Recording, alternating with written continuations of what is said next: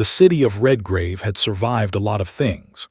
It had survived the Q-Lithoth, survived the demonic invasion that nearly swallowed the sky, survived the kind of nights that left entire blocks looking like they had been chewed up and spat out by something with too many teeth and not enough patience. The people of Redgrave had learned to run when the red lights started flickering, when the smell of sulfur crept through the ventilation systems, when the sound of something massive and wet started echoing from the sewers below. They had learned to trust that someone would show up, leather jackets, oversized swords, guns that sounded like thunder, and that whoever it was, they would make it look good while they saved everyone's lives. That was the unspoken contract between the hunters and the city. Style was part of the job. Style was how you knew the right people were handling it. So when the reports started coming in about a bald man in a yellow jumpsuit walking calmly through the Fortuna district while a mid-tier demon horde dissolved around him, nobody knew what to make of it at first. The demons were not fleeing. They were not being driven back. They were simply stopping to exist, one after another in the span of seconds without any visible effort from the man in the center of it. No sword, no gun, no trigger, no style whatsoever.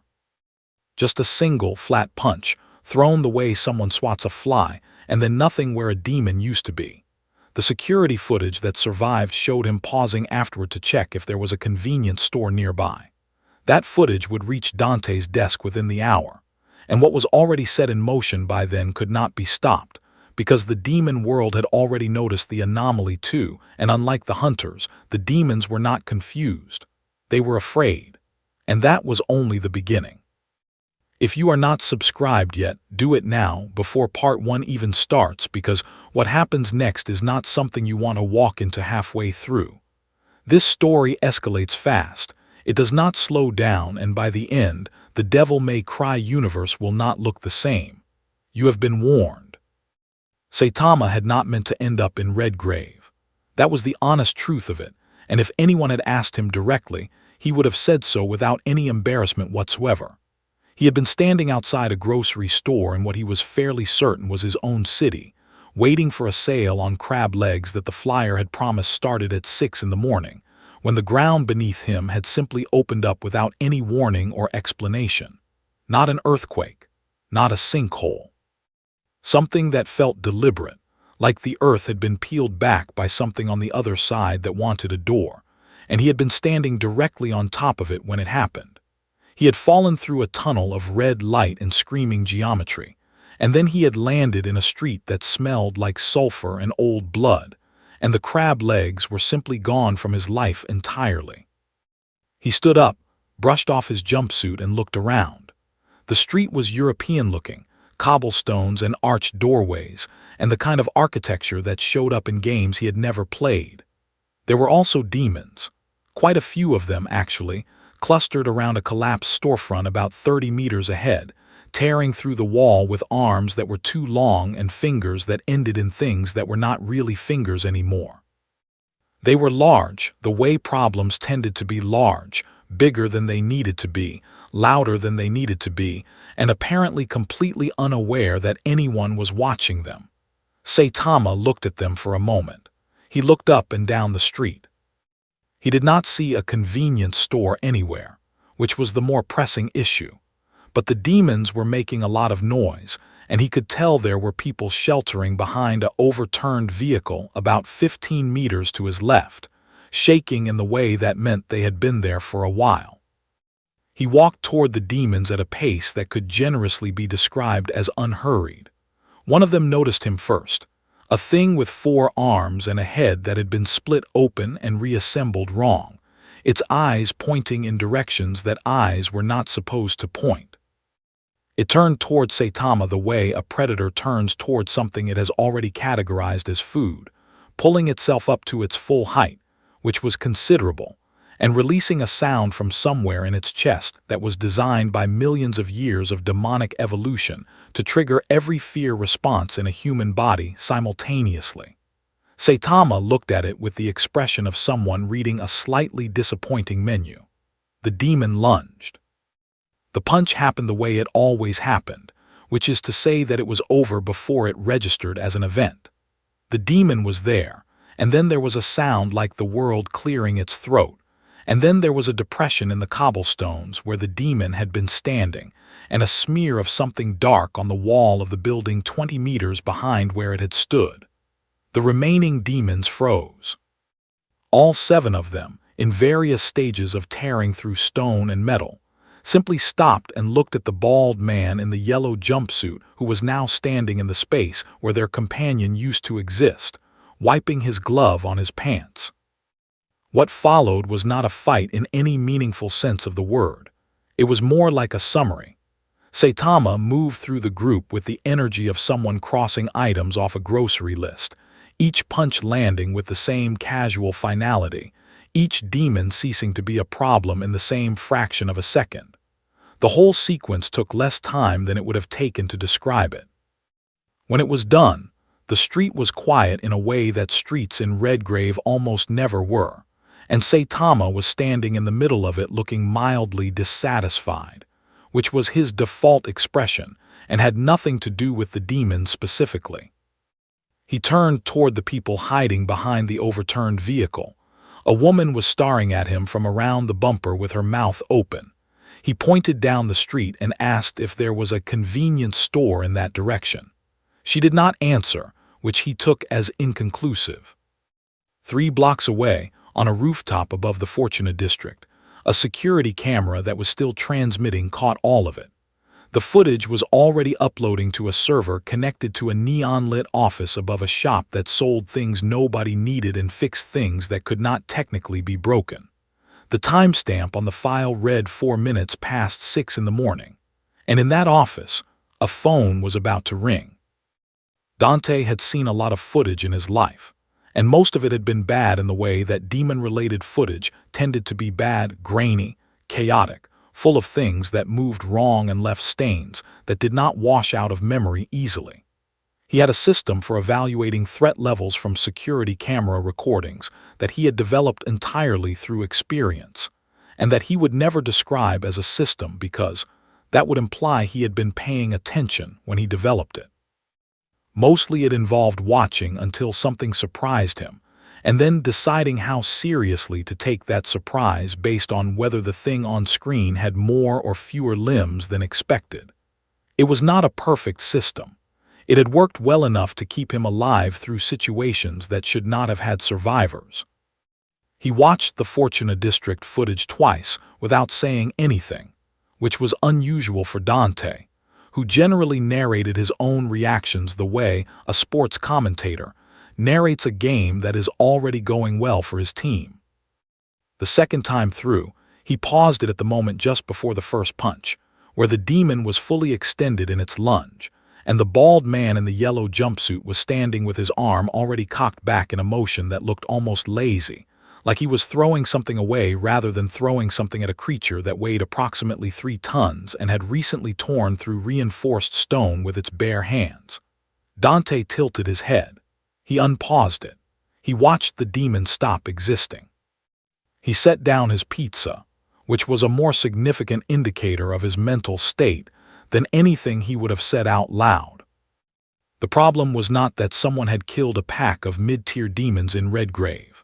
That happened regularly enough that the city had developed informal protocols around it, the way cities near fault lines develop protocols around tremors. The problem was the how of it, specifically the complete and total absence of anything that Dante recognized as technique, preparation, demonic power, devil trigger energy, or even visible effort. Every demon hunter he had ever met or heard of operated within a system, even if that system was unconventional. Power came from somewhere. It was inherited, contracted, trained, or stolen from something old enough to have a name. The man on the screen did not look like he had done any of those things. He looked like he had woken up, gotten dressed in a yellow jumpsuit for reasons that were his own, and then punched several significant demons into a condition that could no longer be described as existing, and then asked a traumatized civilian for directions to a convenience store. Dante called Nero before the footage had finished uploading to the shared server, which meant Nero got the call before he had seen it, which meant Dante got to watch Nero watch it in real time over the phone, which under different circumstances would have been entertaining. Nero's silence had a different quality than Dante's. Where Dante went quiet in the way of someone recalculating, Nero went quiet in the way of someone who had been handed information that did not fit into any category he currently owned, and was trying to decide whether to make a new category or simply refuse the information entirely. He watched the whole clip without speaking, and then he asked if Dante had enhanced it, meaning slowed it down, meaning checked whether the punch had actually been as fast as it appeared. Dante said he had. Nero was quiet again for a moment that stretched out longer than it needed to. What Nero said next was not a question exactly, but it had the shape of one. He said the man looked bored. Dante said he knew. Nero said that was the part that was bothering him more than the speed or the power, because a demon hunter who did not look engaged was either suicidal or was operating at a level so far above the threat that the threat had not even registered as a threat, and neither of those options produced a person who then calmly asked a shaking civilian for directions to a convenience store. Dante said he knew that too. He picked his pizza back up, looked at it, and put it down again. By the time this conversation was happening, Saitama had already moved 6 blocks north through Redgrave's Fortuna district, encountered 2 more demon groups, resolved both situations in the same unhurried fashion, and found a vending machine that dispensed something that looked approximately like a sports drink. He bought one, decided it tasted like chemicals and mild regret, and kept walking. He was not looking for anything in particular. He was not scouting, not hunting, not following a trail of demonic energy toward a larger threat. He was simply in a city that was not his own, in a universe that was not his own, and he was moving through it the way he moved through most situations. At a pace that suggested he was mildly hopeful something interesting might happen while simultaneously expecting that it would not. 2 blocks ahead of him, something very large had just emerged from a fissure in the pavement, and was currently unfolding itself to its full height above the rooftops, its silhouette blocking out the early morning light in a shape that had too many angles to be natural. It saw Saitama. It had the kind of intelligence that demons at its power level tended to have, which meant it was old enough to recognize what human fear smelled like, and it was expecting to smell it. Instead, it smelled nothing in particular, because Saitama was looking at it with the same expression he had used on the vending machine, evaluating it with the same energy he would apply to a menu item he had seen before, and was not excited about ordering again. The demon's ancient, layered intelligence processed this response and produced a feeling that it did not have a name for but that functioned approximately like unease. It attacked anyway because that was what it did and because it had never had a reason to do otherwise. Dante's phone, sitting on his desk 4 blocks away, lit up with an alert from a motion sensor mounted on the rooftop above the fissure site. He looked at the notification, then at the paused footage still open on his laptop, then at the window. He grabbed his coat and ebony and ivory without bothering with the rest of his equipment, which was the kind of decision that meant he was moving on instinct, and his instincts were telling him that whatever was happening out there was something he needed to see with his own eyes before he decided what it meant.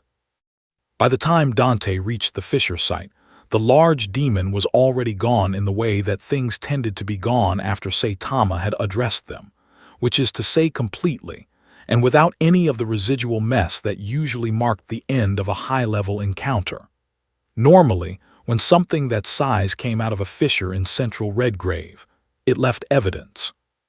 Scorch patterns from whatever energy it had been running on, structural damage in a radius that reflected the force of its movements, the kind of atmospheric distortion that lingered for hours after a significant demonic presence had occupied a space. There was none of that. There was the fissure itself, still open and leaking the low red light that meant it connected to something below the surface, and there was a crater in the cobblestones approximately 1 meter across and half a meter deep, and that was it. Whatever had made that crater had hit the ground with enough force to compress stone, and whatever had caused that compression had been a single impact. And that impact had apparently been sufficient to end something that Dante's internal threat catalog placed somewhere in the upper range of what a prepared hunter with full devil trigger access could be expected to manage on a good day. He stood at the edge of the crater for a long moment, hands in his pockets, looking at the geometry of it. The shape was consistent with a downward strike, which meant whatever had done this had been above the demon when the blow landed, which raised the question of how a bald man in a yellow jumpsuit had gotten above something that tall in the time it took Dante to drive 4 blocks. He did not have an answer for that. He filed it next to the other things about this situation that did not have answers yet, and kept moving in the direction. The security grid was tracking the anomalous figure, because the grid had picked him up again 2 blocks north, walking at what the system logged as a relaxed pedestrian pace, which was the single most disorienting data point in a morning that had been full of disorienting data points. Dante found him outside a closed bakery, reading the hours posted in the window with the focused attention of someone who had a specific and sincere interest in when the bakery would open. He was shorter than Dante had expected from the footage, which somehow made the whole thing more unsettling rather than less. He was wearing a yellow jumpsuit that had seen better days and a white cape that had seen significantly worse ones, and he had the kind of face that suggested he had been slightly disappointed by life for long enough that it had become his natural resting state. He did not look like a demon hunter. He did not look like a weapon. He looked like someone who had woken up, gotten dressed, and then accidentally ended multiple significant supernatural threats on his way to find breakfast. Dante approached him the way he approached most things, with more confidence than the situation strictly warranted, and a smile that served as both greeting and threat assessment tool, depending on how the other person responded to it. He said good morning. He said he could not help noticing that there were several large craters back there that had not been there an hour ago. He said he was in the business of knowing about large craters, generally speaking, and that he made it a policy to introduce himself to anyone who was generating them faster than the usual rate. He held out his hand. Saitama looked at the hand, then at Dante, then back at the bakery hours. He shook the hand because it seemed like the polite thing to do and said his name was Saitama. Dante said his name was Dante and asked if Saitama was a hunter. Saitama said he was a hero, but only as a hobby, and that he was actually looking for a way back to his city because he had been trying to buy crab legs when a hole in the ground had apparently relocated him without his permission.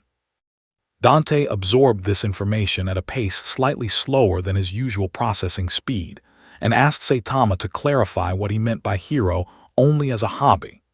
Saitama said it meant he did not get paid for it, and that the association he was registered with was in a completely different world, so he was not even sure his license was valid here.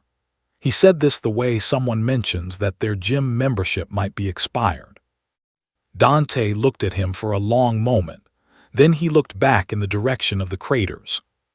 Then he looked at Saitama again and asked, as casually as he could manage, how exactly Saitama had handled the Type 4 breach demon at the Fisher site, because that particular category of demon had a regenerative threshold that made conventional force largely ineffective against it without specific energy disruption, and the crater suggested it had been resolved with a single impact, and he was trying to understand the mechanism behind that. Saitama said he had punched it. Dante waited for the rest of the explanation.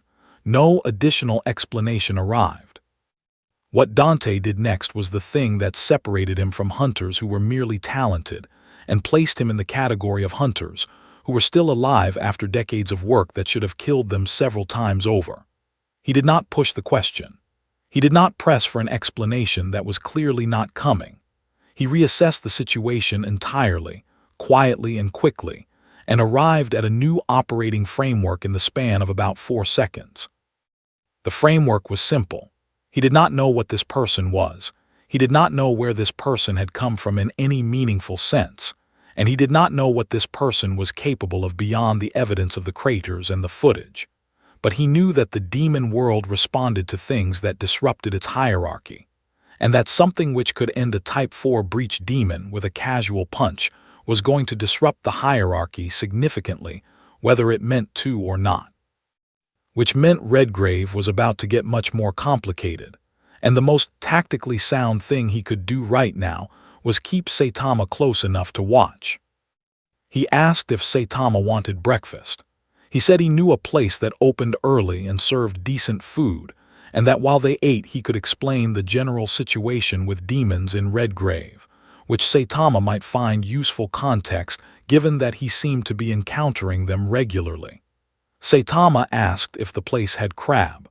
Dante said probably not crab specifically. Saitama said okay and followed him, which was how the Devil May Cry office acquired what would later be described in Nero's incident report as an unclassified associate of unclear origin and indeterminate threat category, a description that Dante read, found accurate, and filed without comment. 3 hours later, in a layer of the demon world that corresponded geographically to the space beneath Redgrave's financial district, something very old and very senior in the demonic hierarchy received a report about the morning's losses and went very still in a way that the lesser demons around it recognized immediately as the kind of stillness that preceded decisions with large consequences. It read the report again. It looked at the numbers. 7 mid-tier, 1 Type 4 breach, 3 additional scattered contacts, all resolved within a 4-hour window, all attributed to a single human figure, no demonic energy signature detected on any of the impact sites. It set the report down and said nothing for a long time. Then it began making its own calls. The decision made in the demonic hierarchy 3 hours after Saitama's arrival in Redgrave was not a subtle one. Subtlety was a tool that demons at the senior level used when they were dealing with things that operated within understood parameters, and the report from the Fortuna district had made it clear that understood parameters were no longer the relevant framework.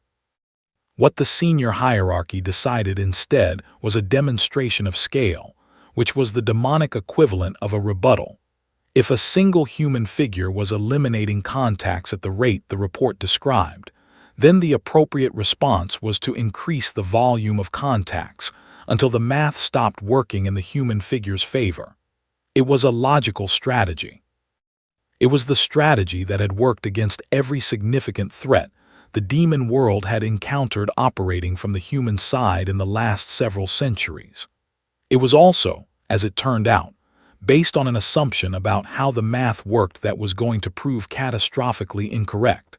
But that particular conclusion was still several hours away from being reached.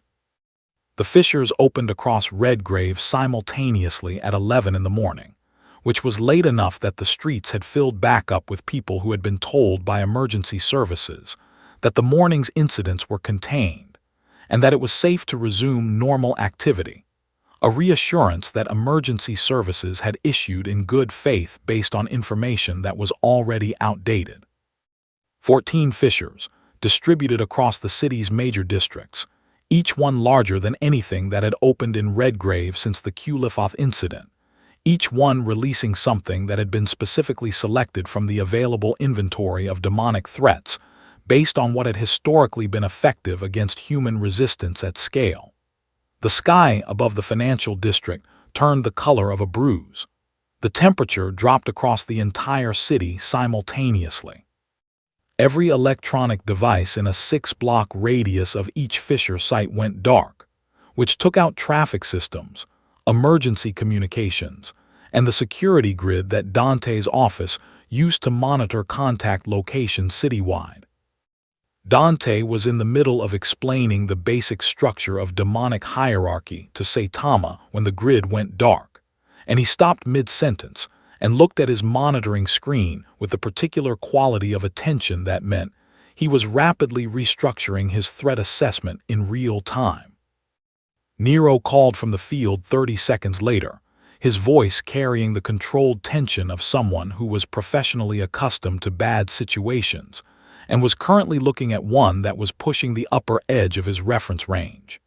He said 14 fissures, simultaneous, coordinated, and that the things coming out of them were not the standard mid-tier contacts from the morning's incidents.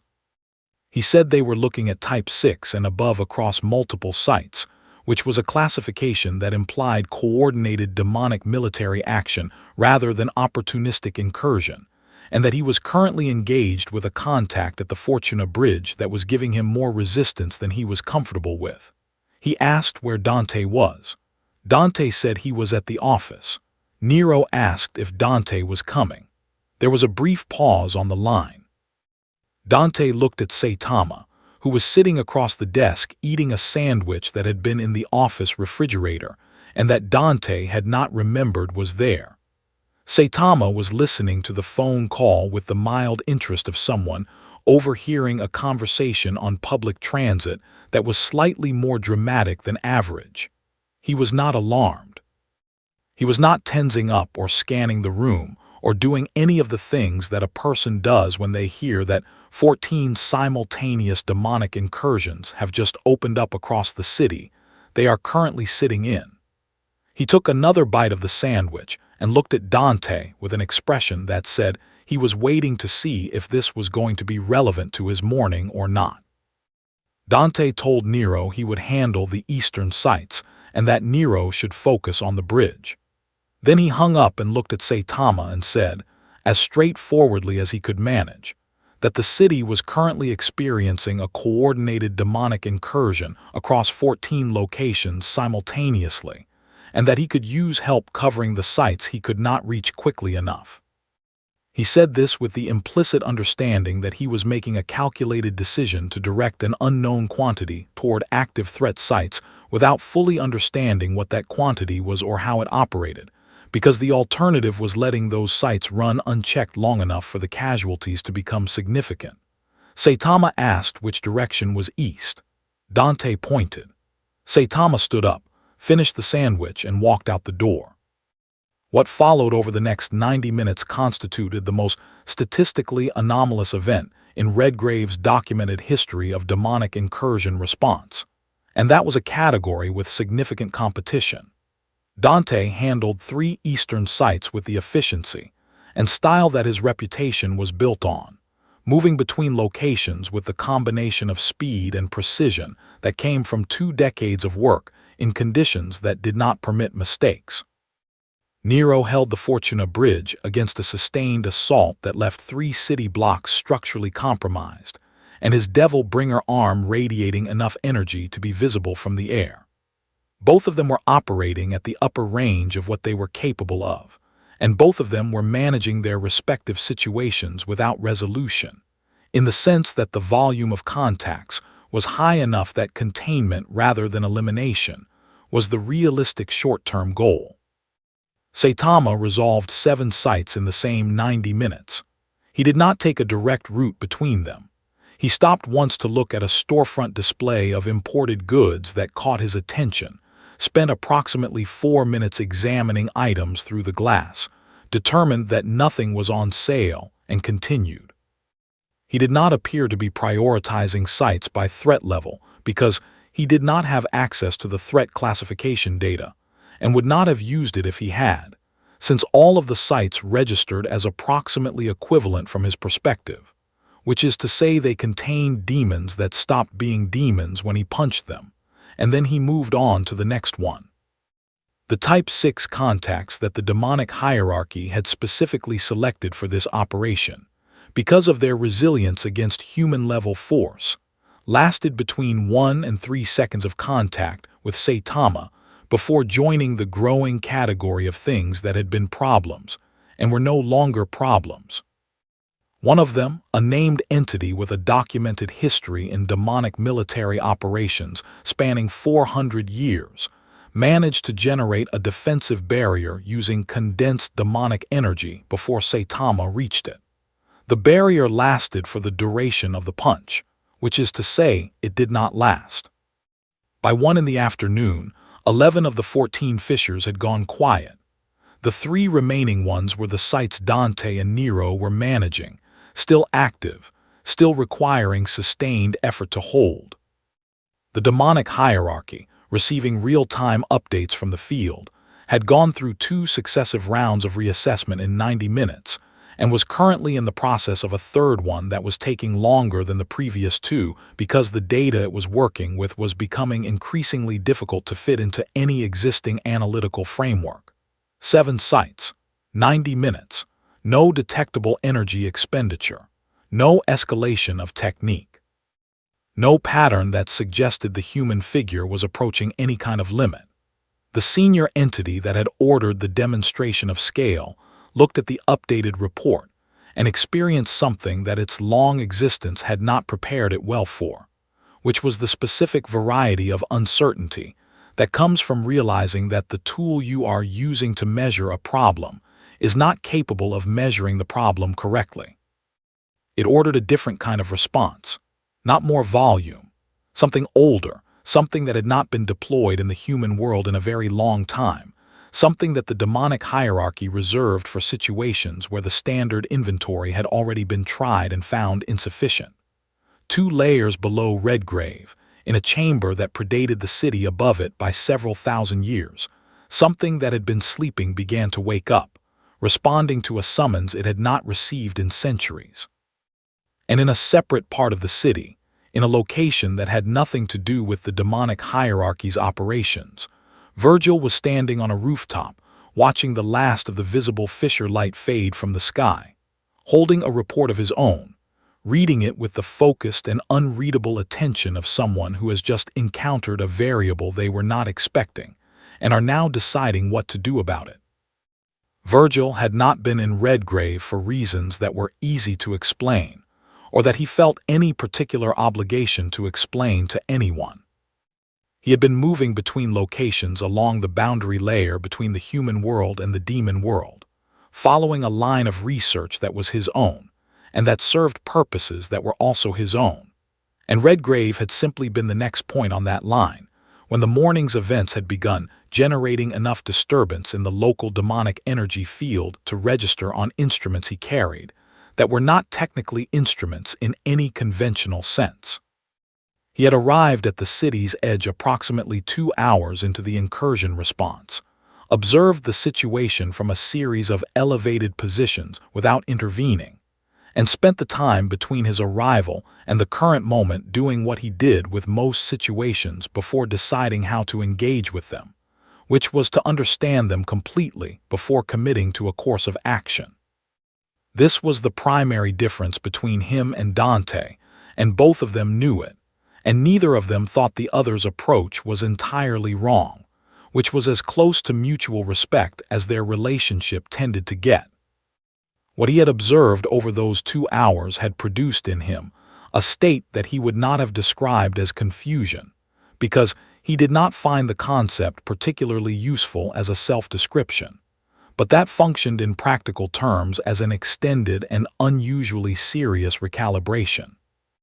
He had watched Saitama from a rooftop above the 3rd site, far enough away that he was not a factor in what was happening below, close enough to observe the mechanics of each encounter with the precision that his particular way of processing combat information required. He watched the Type 6 contact at that site generate its defensive protocols in the sequence that Type 6 entities used when they detected incoming force above a certain threshold. The layering of demonic energy into a condensed barrier, the redirection of internal reserves towards structural reinforcement, the tactical repositioning that entities at that classification level executed automatically because it had worked consistently for centuries. He watched all of that happen in the correct sequence, and then he watched Saitama punch through every layer of it simultaneously, without any apparent adjustment in force or technique, the way water moves through a space it has found rather than a space it has created. The part that interested Virgil most was not the force itself. Force, in his framework, was a variable, large, in this case very large, but still in principle a quantity that could be measured and positioned on a scale relative to other quantities. What did not fit that framework was the complete absence of demonic energy in any of Saitama's actions. Every significant force that Virgil had encountered or studied in his life, regardless of its origin, had an energetic signature of some kind. Devil arms carried the resonance of the demons they had been made from. Trained hunters developed energy patterns that reflected their technique and history. Even humans who had never encountered the demonic world carried trace resonances from proximity to it. Saitama carried nothing. His punches registered in the local energy field as the equivalent of a stone dropped in still water, pure physical impact. No signature, no source, no framework.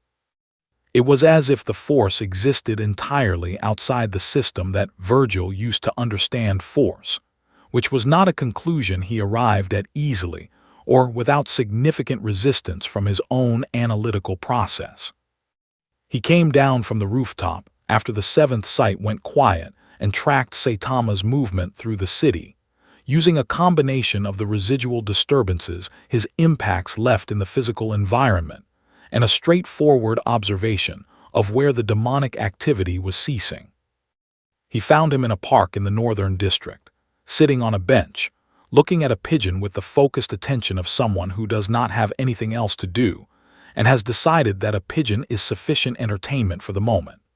The park was otherwise empty, which was a function of the general emergency that had cleared civilians from the streets, and the afternoon light came through the trees at an angle that made the whole scene look implausibly peaceful given the morning's events. Virgil walked across the park and stopped approximately 3 meters from the bench, which was close enough for conversation and far enough to be deliberate, and looked at Saitama with an expression that communicated very clearly that he had questions and that he expected coherent answers. Saitama looked up from the pigeon and looked at Virgil. He took in the blue coat, the katana, the general presentation of someone who took themselves very seriously, and his expression did not change in any meaningful way. He said hello.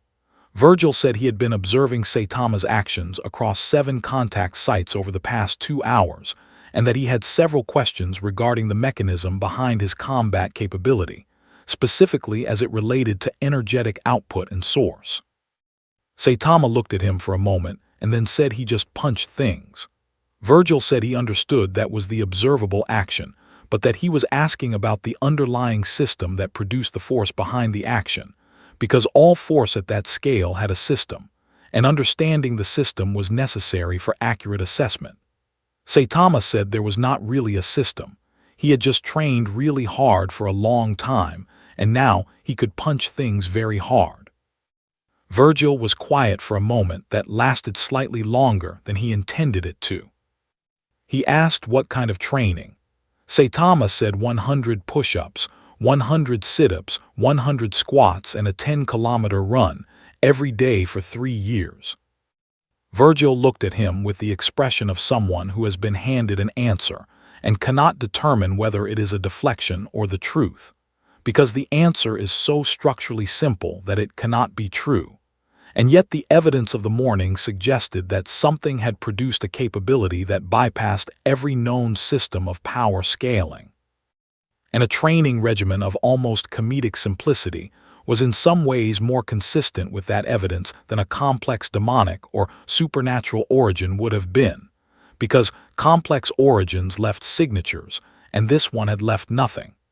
He sat down on the bench, which was not something he had planned to do, because it was the only reasonable response to the amount of recalculation the answer had just triggered. He said after a moment that he wanted to test something. Not a fight, he clarified immediately, because Virgil did not propose fights without context and he was not going to start now. A controlled assessment. A single exchange at a level below full capability to establish reference points. He said this with the precision of someone proposing a scientific procedure, because in his framework that was what it was. Saitama shrugged and said sure, he did not have anything else going on. He said this with complete sincerity, which was somehow the most unsettling part of the entire conversation, more unsettling than the 7 sites and the Type 6 barriers, and the complete absence of energetic signature, because it meant that the morning's events had registered to Saitama as a morning where nothing particularly interesting had happened, and Virgil needed a moment to sit with the implications of that before he could proceed.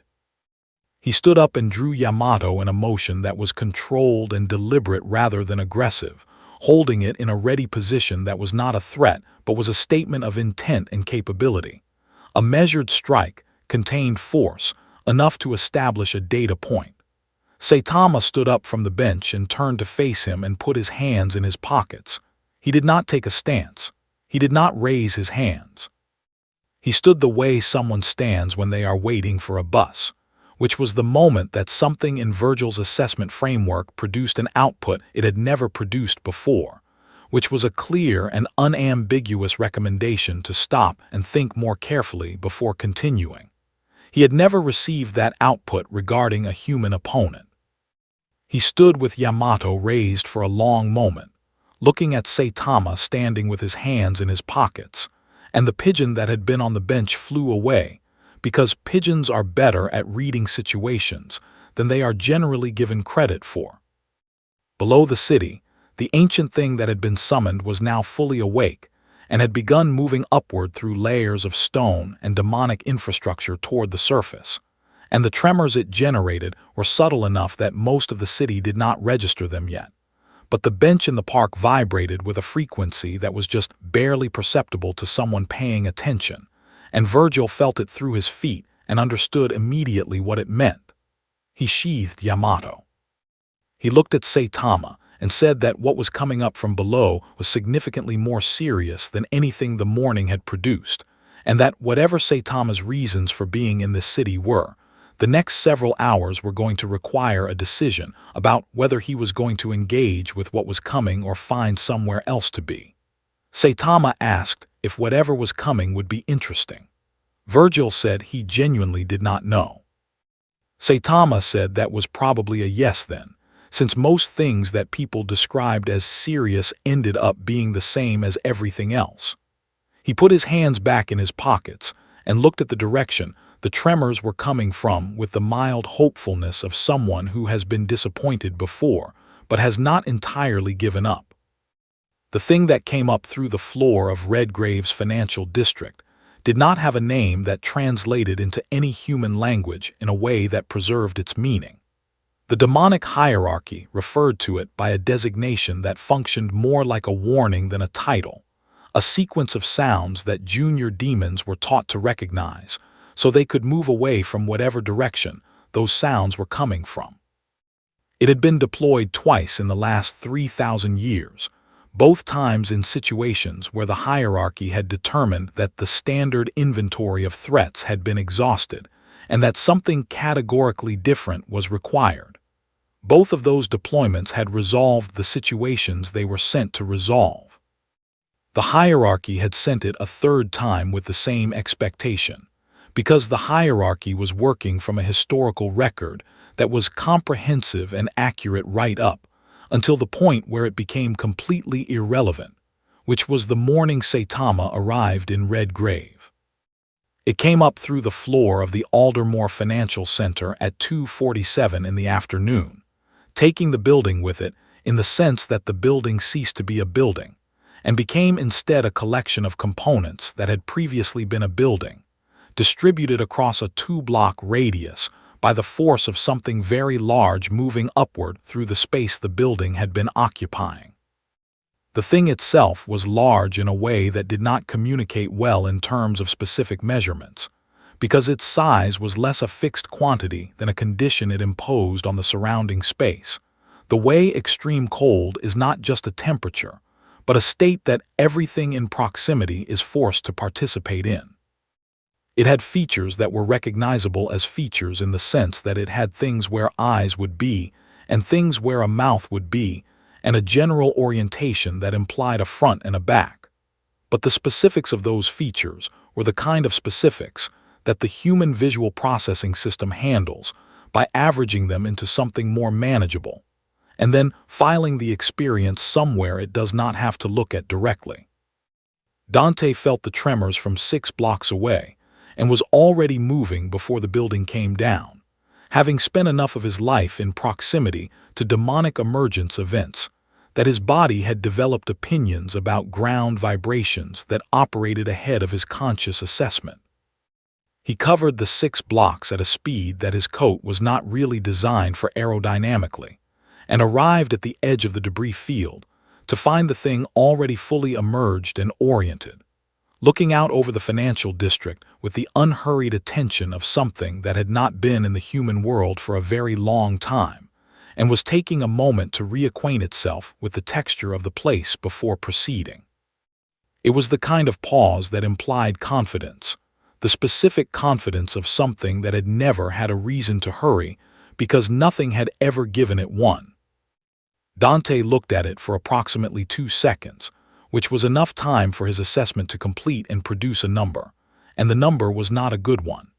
He had a reference scale for demonic threats that went from nuisance to catastrophic, and this thing was sitting at a point on that scale that he had theoretical knowledge of but no direct experience with, which meant he was about to acquire direct experience under conditions that were not ideal for learning. He drew ebony and ivory and started moving, because movement was always better than standing still when the thing you were looking at was large enough that standing still felt like a category error.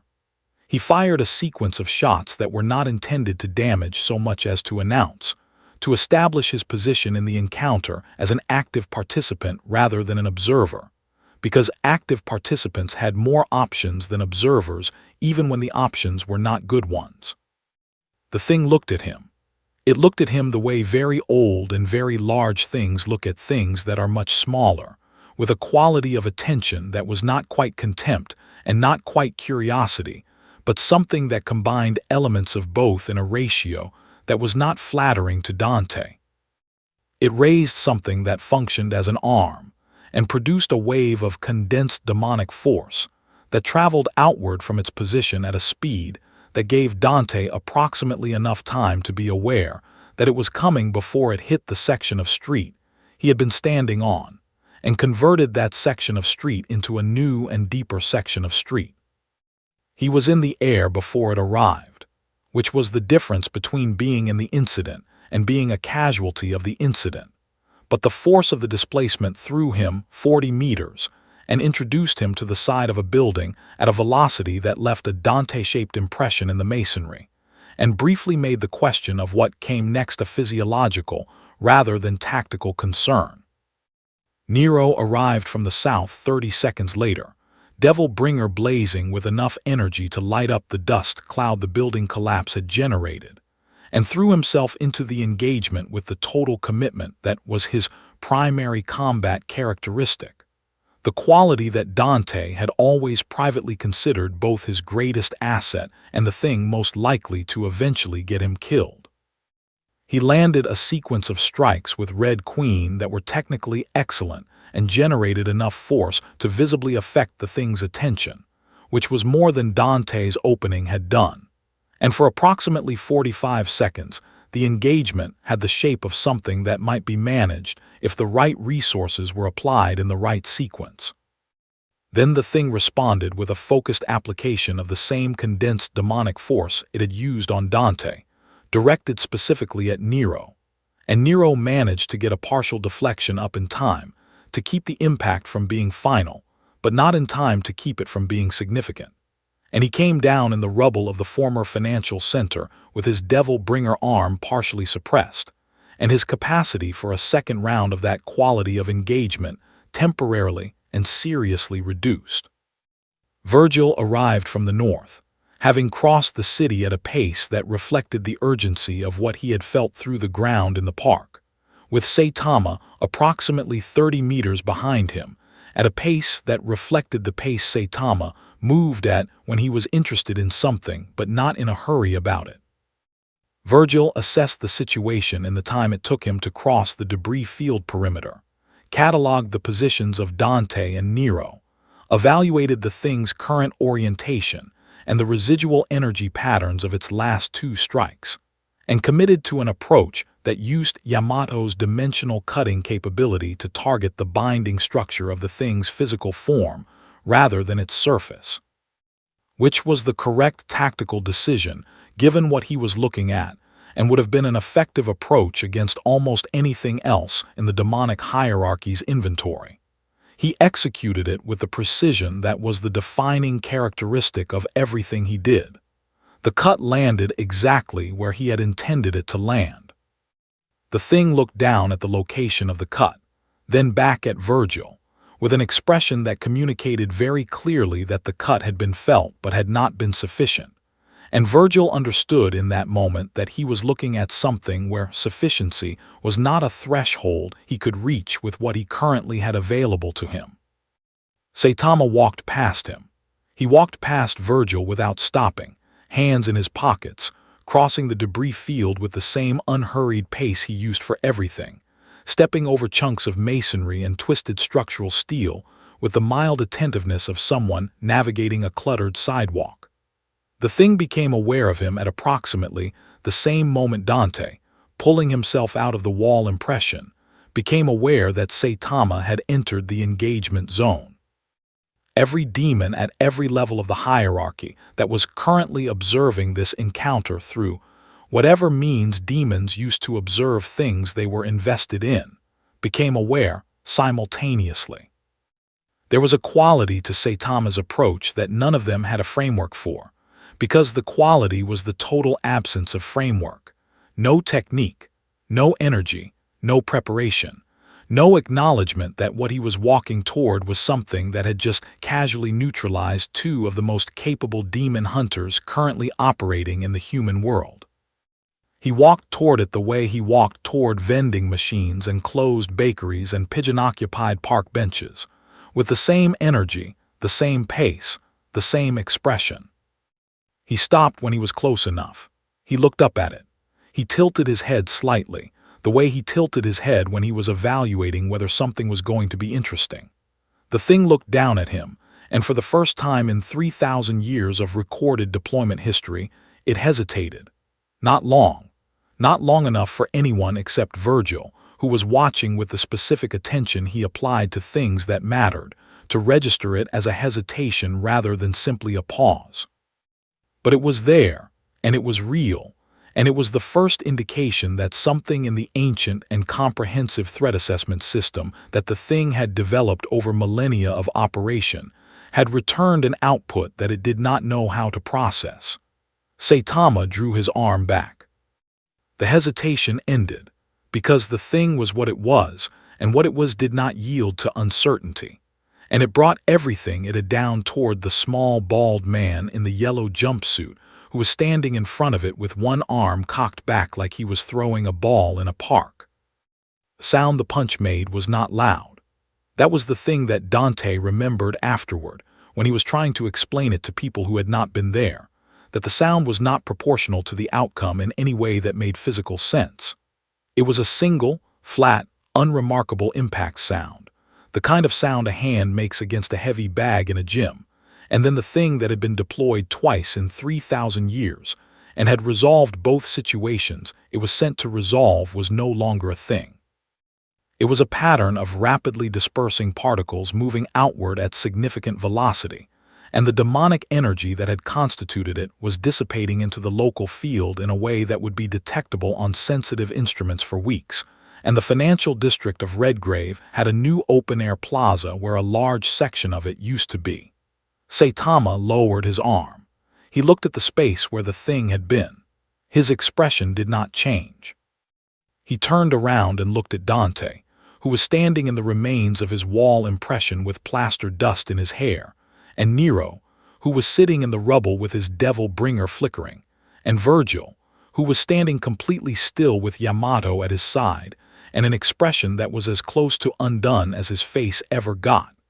Saitama asked if anyone knew where he could get dinner. He said he had not eaten since the sandwich at the office, and that the sports drink from the vending machine had not been satisfying in the way he had hoped. Nobody answered for a moment. Then Dante started laughing, the kind of laugh that comes out when the alternative is something less manageable, and it echoed across the ruins of the financial district and the open sky above where a building used to be, and the demon world below listened to it and understood, in the way that very old systems understand when something fundamental has changed, that the morning's events were not an incident. They were a new condition. and conditions required a different order of response than incidents did. The decision to send a diplomat was not made quickly, and the fact that it was made at all was significant in a way that everyone in the demonic hierarchy who was informed of it understood immediately. The hierarchy did not negotiate. Negotiation implied a recognition of the other party as something with standing, something whose existence and capacity created conditions that made direct resolution impractical. And the hierarchy had not encountered those conditions in any interaction with the human world in recorded demonic history. It had encountered resistance. It had encountered setbacks. It had encountered hunters of exceptional capability who made specific operations expensive and complicated. But it had never encountered a condition where the calculus of force simply did not produce the expected result, where adding more weight to one side of a scale failed to move it because the other side was not operating on the same physical principles as the scale itself. That was the condition it was looking at now, and the decision to send a diplomat was the hierarchy's way of acknowledging it without saying so directly, because the hierarchy was also very old and very proud. An acknowledgement of that kind was easier to make through action than through statement. The diplomat's name was Malletius, and he was not a fighter in the way that the things the hierarchy had been sending since the morning were fighters. He was something that the demonic world produced rarely and valued highly, which was an entity sophisticated enough to operate in both worlds without being diminished by either, old enough to have accumulated the kind of knowledge that made direct confrontation unnecessary in most situations, and intelligent enough to understand that the situation he was being sent into was one where his value was entirely dependent on his ability to accurately assess something that nobody in the hierarchy had successfully assessed yet. He arrived in Redgrave through a method that did not involve a fissure, which was itself a statement, a quiet, controlled transition through the boundary layer in a location far from the financial district's ruins, presenting himself in a form that was technically human in the sense that it had the right number of limbs and a face that could hold a conversation, dressed in a way that communicated neither threat nor submission, but a kind of lateral authority that was its own category. He found Dante's office without difficulty because finding things was one of the things he was good at, and he knocked on the door, which was a detail that Dante later described as the most unsettling part of the initial encounter, more unsettling than the faint luminescence around the edges of his eyes or the way the temperature in the room dropped 2 degrees when he entered, because demons did not knock. Dante opened the door with ebony already drawn and held at an angle that communicated readiness without being a committed position, and looked at Malletius for a long moment before stepping back and letting him in, because the knock had done its job, which was to introduce enough ambiguity that a reflexive response was not the right response. Saitama was sitting in the corner of the office eating noodles from a container that Dante had ordered from a place 3 blocks away that delivered even during demonic incursion events, because the owner was a pragmatist.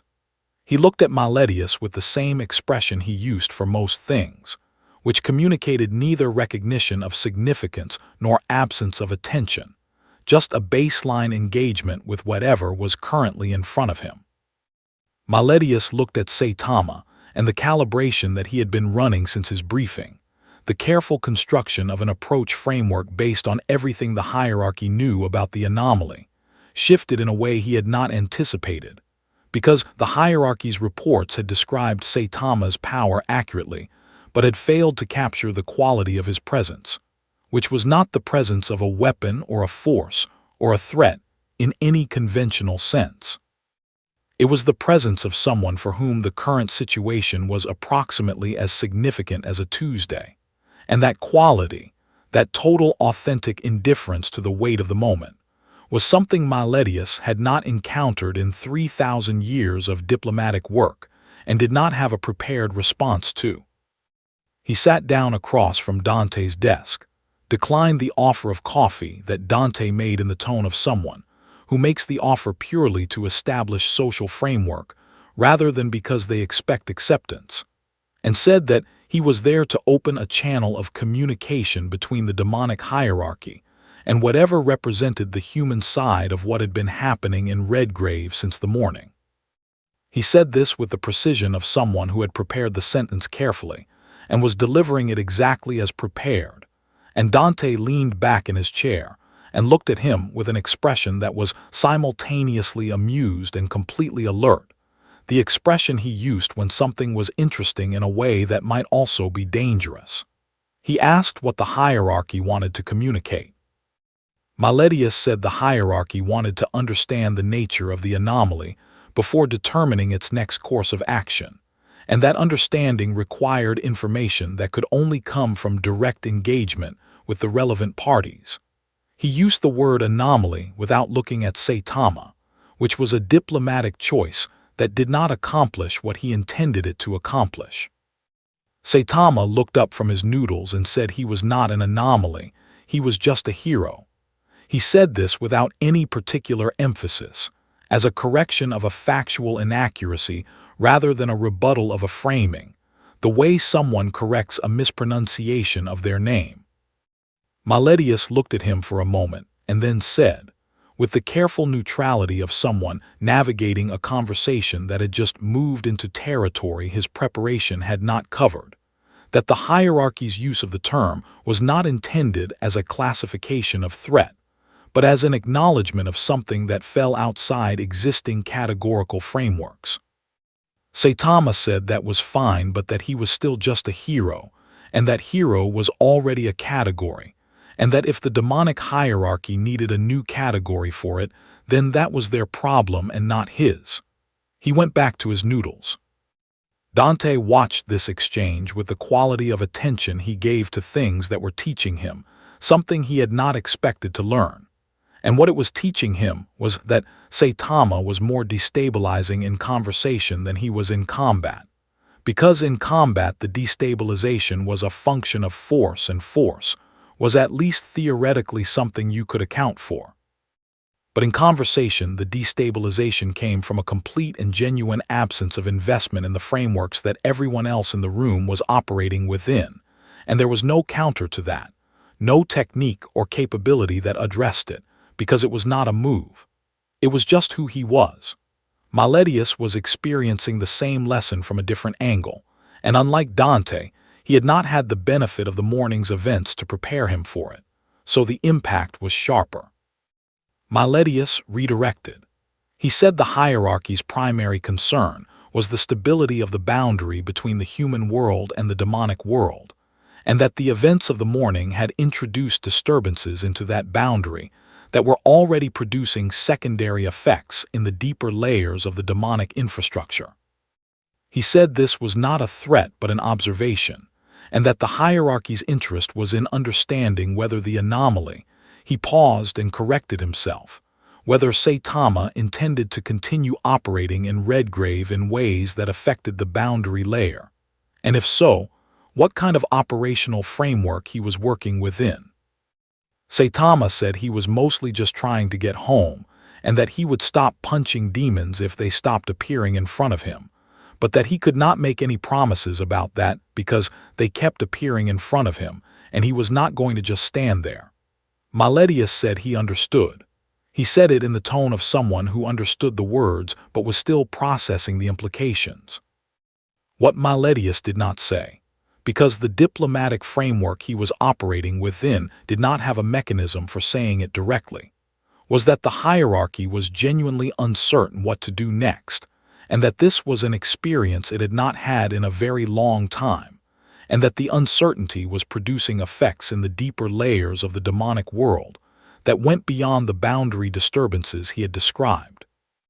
Effects that had to do with the fundamental logic by which the demonic hierarchy organized itself and maintained its internal coherence, which was a logic built entirely on the principle that power had a ceiling, and that the hierarchy controlled access to the space near that ceiling. Saitama's existence in Redgrave was not challenging that principle in a way that could be argued with or negotiated around. It was simply ignoring it, the way weather ignores political boundaries, and the hierarchy's internal coherence was already beginning to show the stress of trying to maintain a structure built on a principle that the current evidence did not support. Virgil had been standing in the doorway of the office for the last 4 minutes, having arrived during the conversation without announcing himself, listening with the focused and unreadable attention that was his default mode of engagement with things that mattered. When Malletius finished speaking, he said, from the doorway, that the boundary disturbances Malletius had described were already visible from the human side as well, and that the secondary effects in the deeper demonic layers were not going to stabilize on their own regardless of what Saitama did or did not do going forward, because the disturbance was not caused by Saitama's actions specifically, but by what his actions revealed about the structure of the system. And systems did not restabilize after revelations of that kind. They restructured, and restructuring was a process that had consequences that no diplomatic channel was going to manage. Malletius looked at Virgil. He said nothing for a long moment. Then he said that Virgil was correct, and that the hierarchy knew it, and that this was why he had been sent, because what came next was not going to be resolved by force, and the hierarchy was trying to determine whether it could be resolved by anything else before the restructuring completed itself, and the question became academic. Saitama finished his noodles and put the container down, and said that was all pretty complicated, and that he still just needed to get home.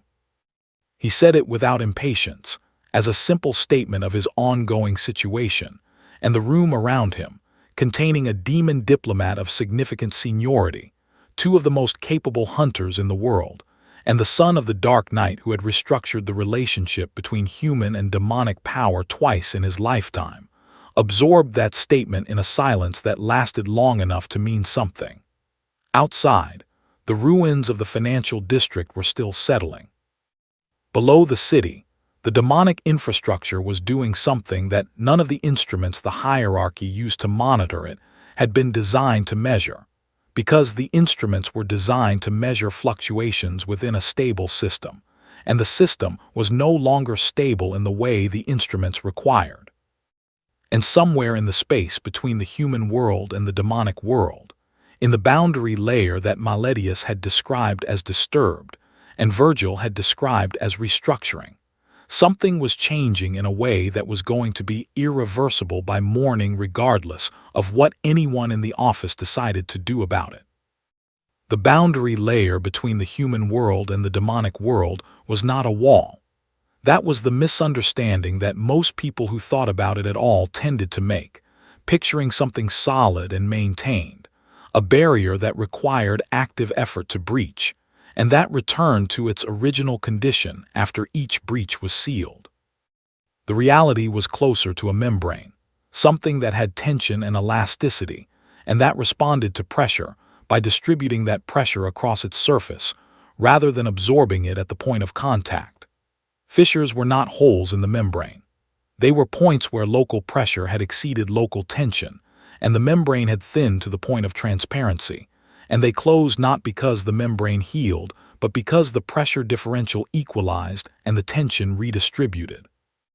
This was a system that had been stable for a very long time, because the pressure on both sides had been approximately balanced for a very long time, maintained in that balance by the hierarchy on the demonic side, and by the hunters on the human side in a dynamic that neither party would have described as cooperative, but that functioned as cooperation in its outcomes.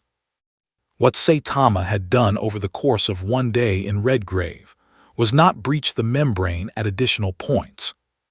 What he had done was change the pressure differential in a way that the membrane's redistribution system was not designed to handle, because the system was designed for pressure that came from forces operating within the known scale of the demonic world, forces that the hierarchy could measure and adjust to and compensate for, and Saitama's force did not operate within that scale in any way the system could recognize and process.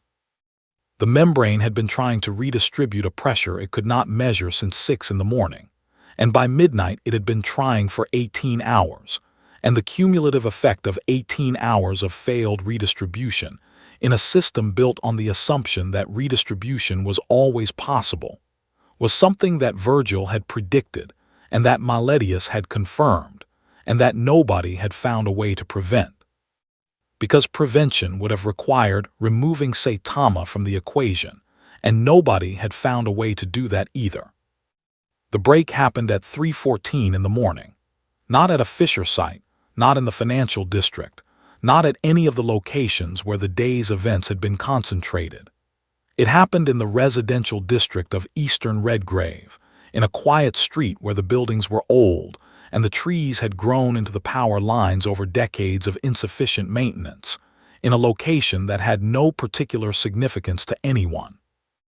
The membrane simply gave way there because it was the point where the accumulated redistribution stress had concentrated, the way a piece of fabric tears not at the place where you are pulling but at the place where the weave is weakest, and when it gave way it did not produce a fissure. It produced an opening, which was a categorically different thing. Fissures were temporary. Openings were structural.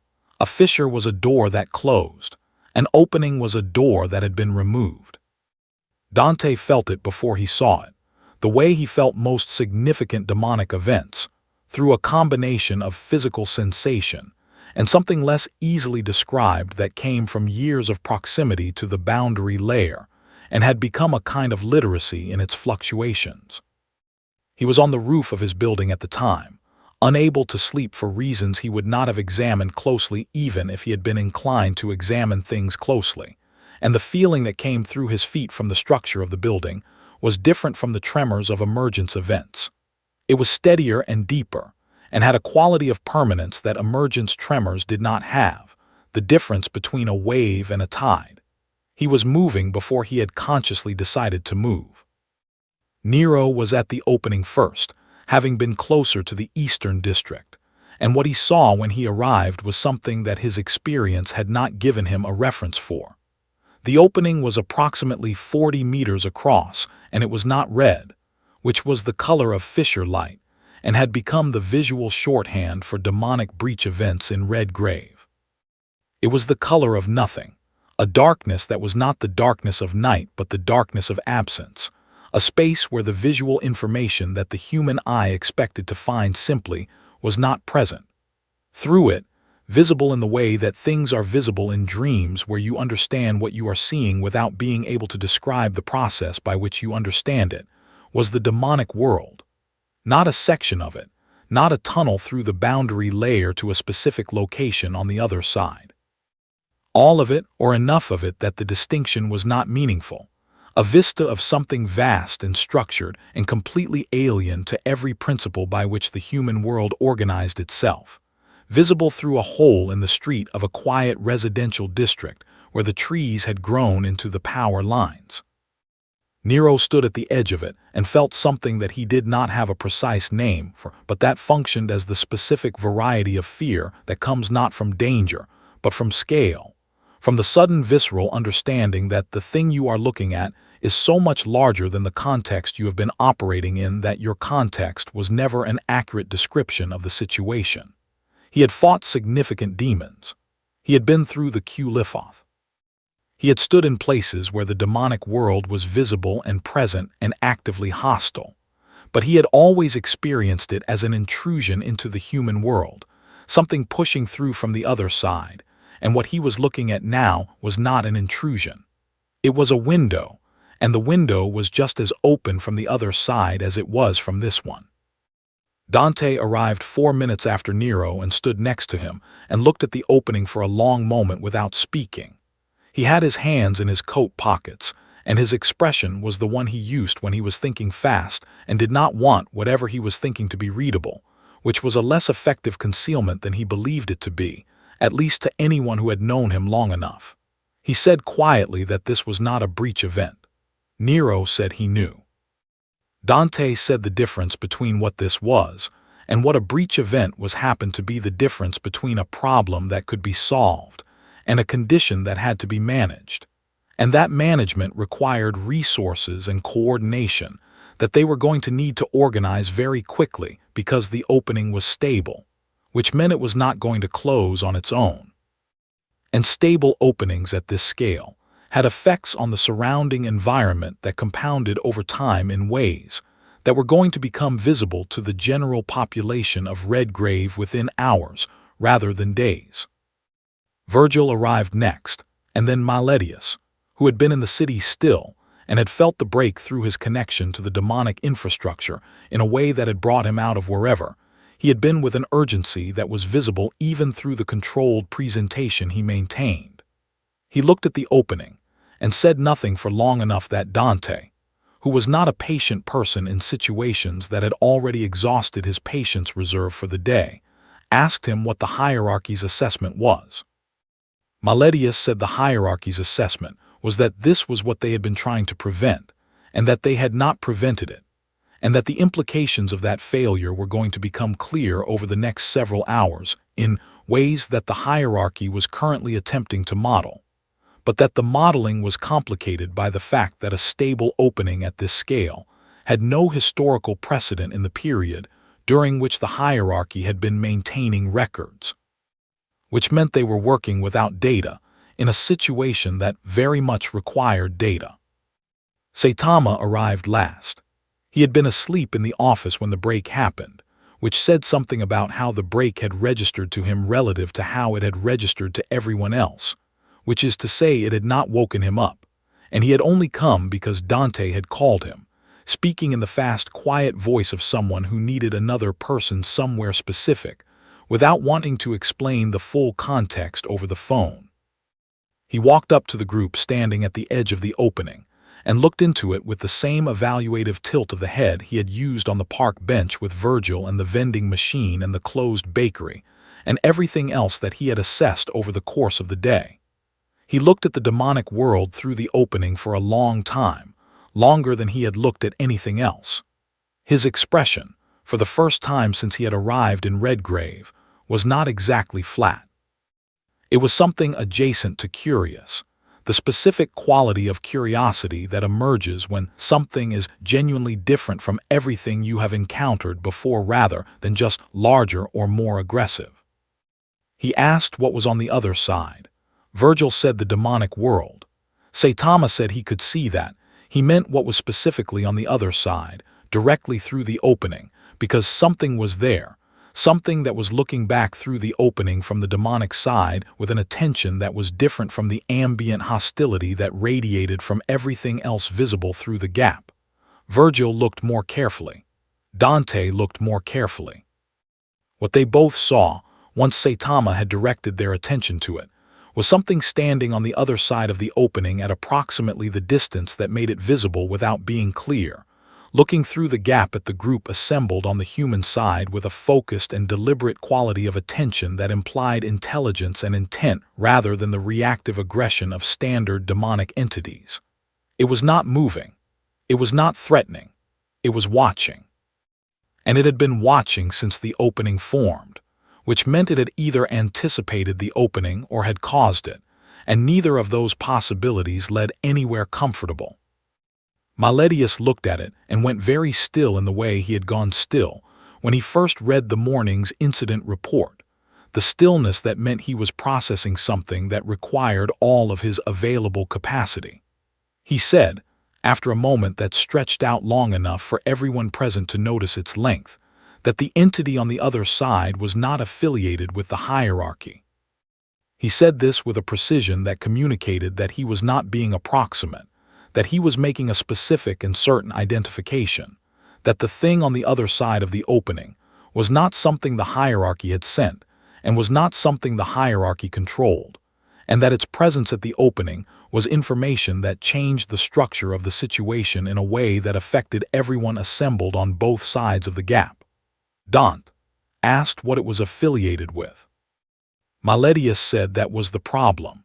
It was affiliated with something older than the hierarchy, something that had existed before the current organization of the demonic world, something that the opening had apparently been sufficient to wake up after a very long period of absence, and that what it wanted was not something the hierarchy had been consulted about, and not something that the diplomatic framework he was operating within had any mechanism to address.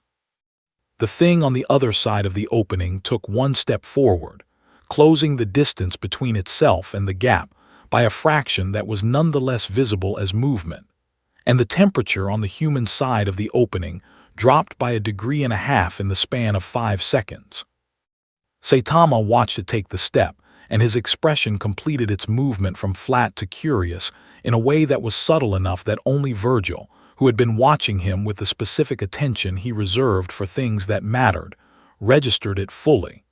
Saitama asked if this was the thing that was actually going to be interesting. Nobody answered him. The thing on the other side of the opening took another step. The entity on the other side of the opening did not come through immediately, and the fact that it did not come through immediately was itself a communication, because everything else that had come through gaps in the boundary layer since the morning had done so with the urgency of things that operated on instinct and aggression, things that moved toward the human world because moving toward it was what they did.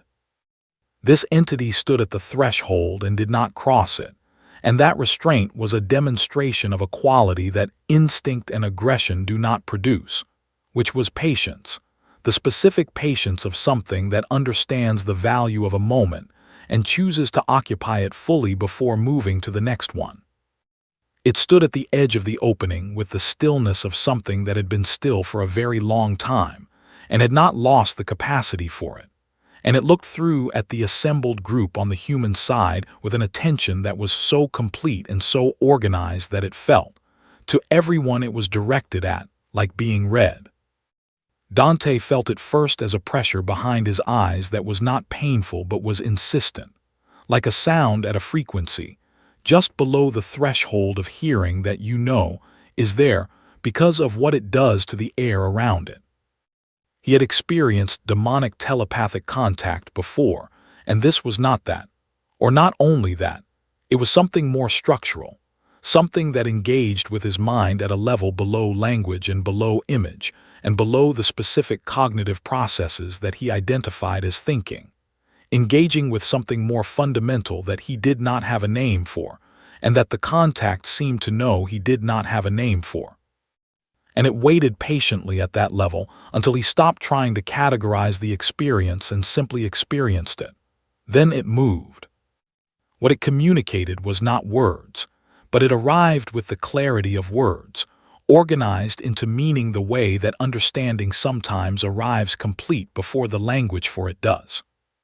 It communicated that it had been present at the beginning of the organization of the demonic world into the hierarchy that currently governed it, that it had observed that organization and found it an adequate arrangement for the period during which the conditions that produced it obtained, and that those conditions had now changed in a way that was irreversible, and that the irreversibility was not something it was assessing, but something it was announcing. The way a weather system announces its arrival not by speaking, but by being present. It communicated that the change had been produced by the arrival of something that operated outside the system of the demonic world, and outside the system of the human world, and outside any system that the boundary layer between them had been designed to mediate, and that this thing was standing in the group on the human side of the opening, and that it had been aware of this thing's existence before the morning's events had made it visible to everyone else, because it had been aware of anomalies of this kind before, in a time before the current organization of things, in a period that the hierarchy's records did not cover, because the hierarchy had not existed yet. Virgil processed this communication faster than anyone else in the group, which was consistent with his general processing speed, and with the specific quality of attention he had been giving to the situation since the park bench. And what he said when he had processed it was directed at Malletius and was a single question: how old? Malletius said he did not know, which was an admission that cost him something visible, the kind of admission that someone makes when the alternative is claiming knowledge they do not have in a situation where the absence of that knowledge matters. He said the hierarchy's records went back approximately 4,000 years, and that the entity on the other side predated those records by a margin he could not estimate with any precision, because estimating it would require reference points that did not exist in anything he had access to. Virgil looked back at the opening and at the entity standing at its threshold, and did the thing he did when he encountered the edge of his own knowledge, which was to go very quiet and very still and continue looking, as if additional observation would produce what analysis had not. Dante asked, in the voice he used when he was asking questions he was not sure he wanted answered, what the entity wanted. The communication shifted in response to the question, reorganizing around it, and what arrived this time was clearer because it was more specific, less concerned with context and more concerned with information that the moment required. It wanted to speak to the anomaly directly. It had communicated with the group because the group was present, and because context was useful, and because it understood that the anomaly operated within a social structure, even if that social structure was not one it was native to. But the communication it had come to the threshold to deliver was not for the group. It was for Saitama. Everyone looked at Saitama. This happened with the unified, slightly involuntary quality of a group of people responding to something they had not coordinated, but that the moment made inevitable. Saitama was standing with his hands in his pockets, looking at the entity through the opening with the expression that was no longer quite flat, and not quite curious, but was somewhere between the two in a way that was new, that none of them had seen on his face across a full day of encounters with things that had not produced that expression. He was looking at it the way he might look at something that had surprised him, not alarmed him, not impressed him in the conventional sense, but genuinely surprised him in a way that surprise rarely managed to surprise him anymore, which said something about the entity that the entity's 3,000-year absence and its pre-hierarchy origin and Malletius's visible discomfort had not said as clearly. He walked forward, not quickly, not with any change in the pace or quality of his movement, just forward across the space between where he had been standing and the edge of the opening, stopping at the threshold, the way the entity on the other side was stopped at the threshold, so that they were separated by the width of the opening and nothing else. Up close, the entity was more visible and less describable simultaneously, the way things sometimes become less comprehensible the more clearly you can see them, because clarity reveals the degree to which the thing does not fit into the categories that comprehension relies on. It looked at Saitama. Saitama looked at it. The communication that passed between them was not observable from where the others were standing, which was a detail that mattered and that all of them registered, and that none of them could do anything about. What was observable was the duration of it, which was longer than any of the entity's previous communications, and the quality of Saitama's posture during it, which remained unchanged in the way that Saitama's posture remained unchanged through most things, and yet had something different in its stillness, a quality of attention that was more complete than his usual engagement with things, as if whatever was being communicated required more of him than the day's events had required. He stood at the threshold for 4 minutes and 30 seconds by Nero's count, and then he took one step back and turned around and walked back to the group. They waited. Dante lasted approximately 3 seconds before asking what it had said. Saitama was quiet for a moment, and the quality of his quiet was different from his usual quiet, which was the quiet of someone who did not have anything to say and saw no reason to manufacture something. This was the quiet of someone who had something to say and was deciding how to say it, which for Saitama was an unusual condition, and marked the thing he had been told as something that had actually engaged him at a level that most things did not reach. He said the entity had told him that there had been others like him before, not recently, not in any period that the current organization of things had records of, but in the period before the hierarchy and before the boundary layer in its current form. Individuals who existed outside the system of power that organized the world, and whose presence had each time produced a restructuring of that system, because systems built on the principle of a power ceiling could not remain coherent in the presence of something that did not have one. He said the entity had told him that the restructurings had never been clean, and that the world that existed after each one was categorically different from the world that had existed before it, and that the difference was always irreversible. He said the entity had told him that this was not a warning. It was a description of what was already happening and would continue to happen regardless of what anyone decided to do. The silence after this was the kind of silence that is wait. Nero broke it first, asking the question that the silence was organized around, which was what Saitama had said in response. Saitama said he had asked the entity if any of the previous ones had found it interesting. The entity had said yes, eventually, once the restructuring was far enough along that there was something new to look at. Saitama said he had told the entity that was probably the most hopeful thing anyone had said to him since he arrived, which was true, and that he appreciated it, which was also true, and then he had stepped back.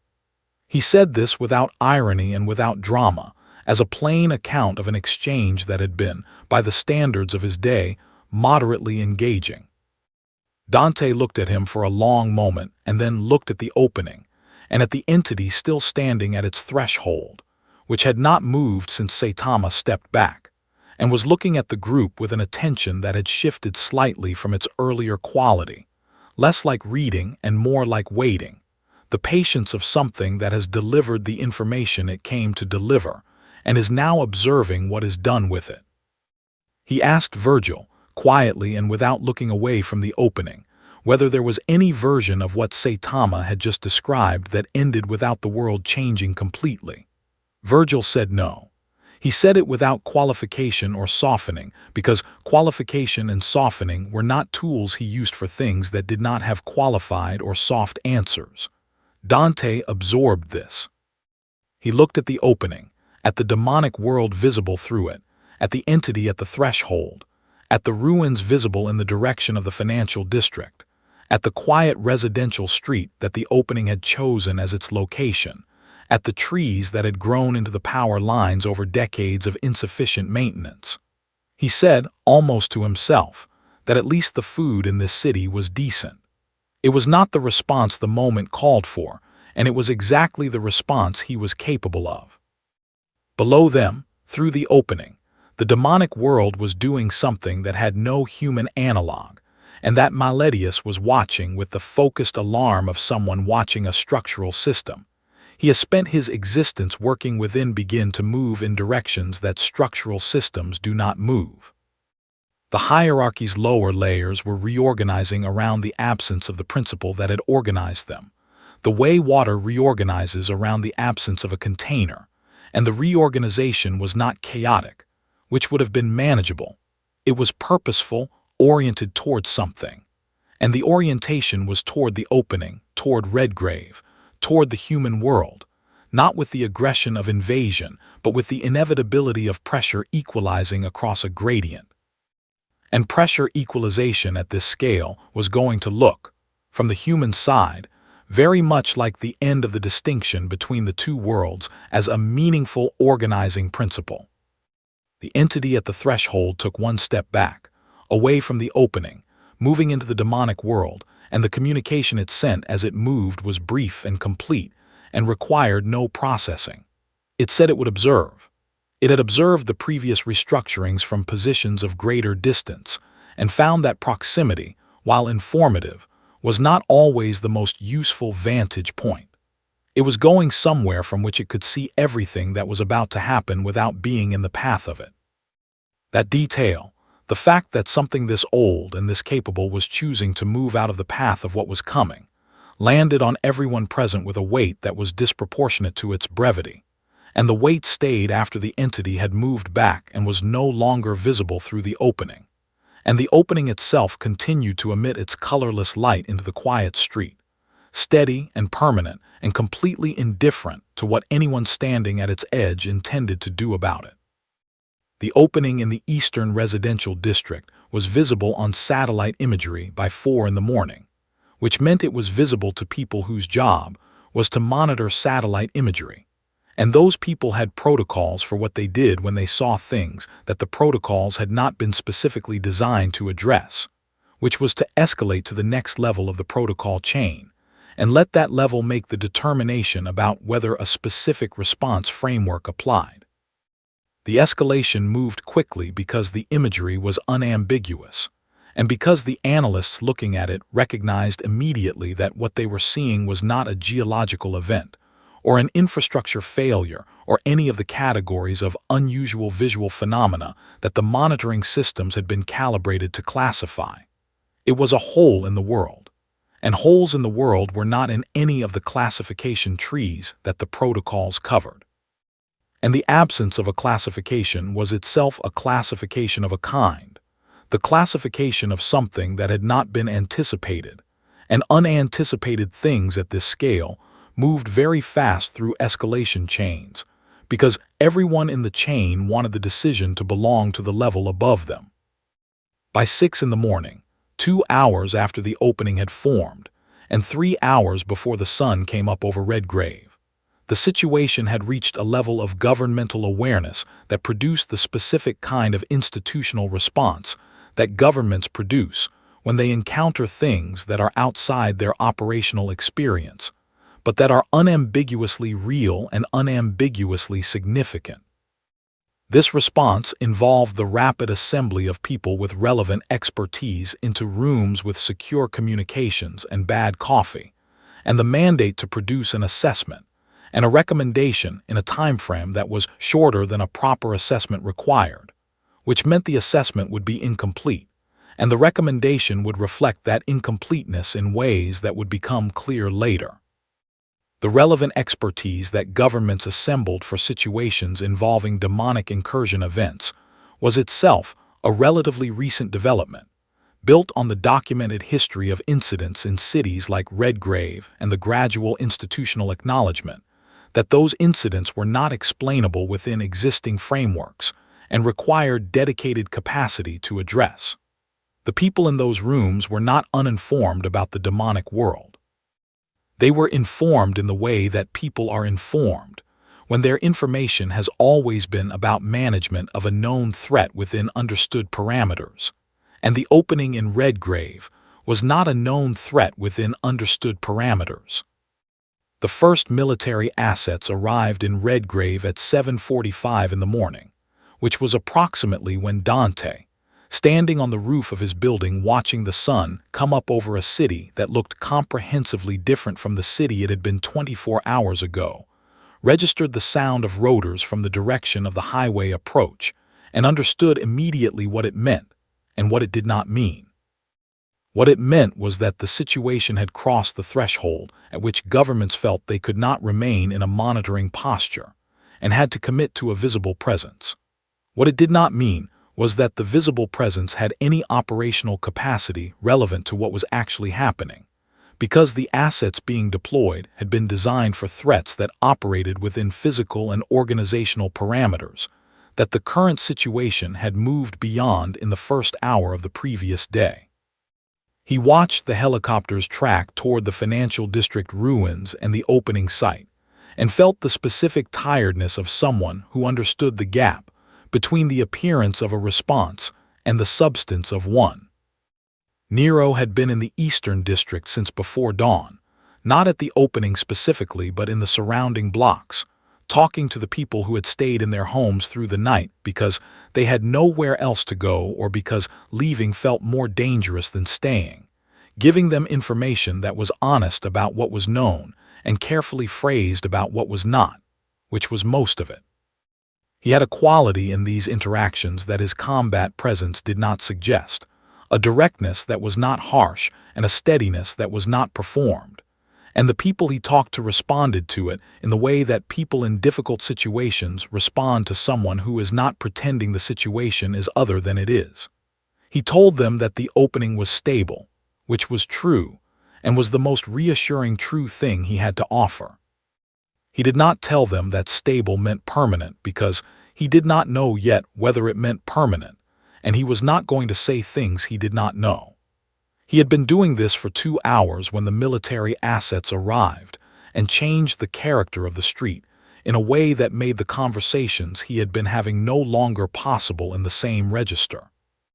The government assessment team reached Dante's office at 9 in the morning, led by a woman named Coordinator Voss, who had the bearing of someone who had spent a career making decisions in conditions of incomplete information, and had developed a relationship with that incompleteness that was neither comfortable nor destabilizing, just operational.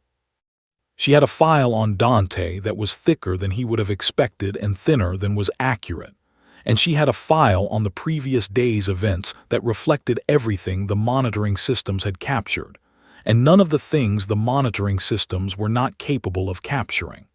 She sat across from his desk and asked him to tell her what the file was missing. He appreciated the directness enough to reciprocate it, giving her a complete account of the day's events from Saitama's arrival through the opening's formation, through the entity's communication, delivered without editorializing, and without the omissions that he would have made if he had trusted her less, which he did not fully trust her but trusted her enough for the current purpose. She listened without interrupting, which was rarer than it should have been in his experience of officials, and when he finished she was quiet for a moment and then asked where Saitama was. Dante said he was in the building. She asked if she could speak with him. Dante said she could try, with the specific qualifier of try carrying information about what that experience was likely to be.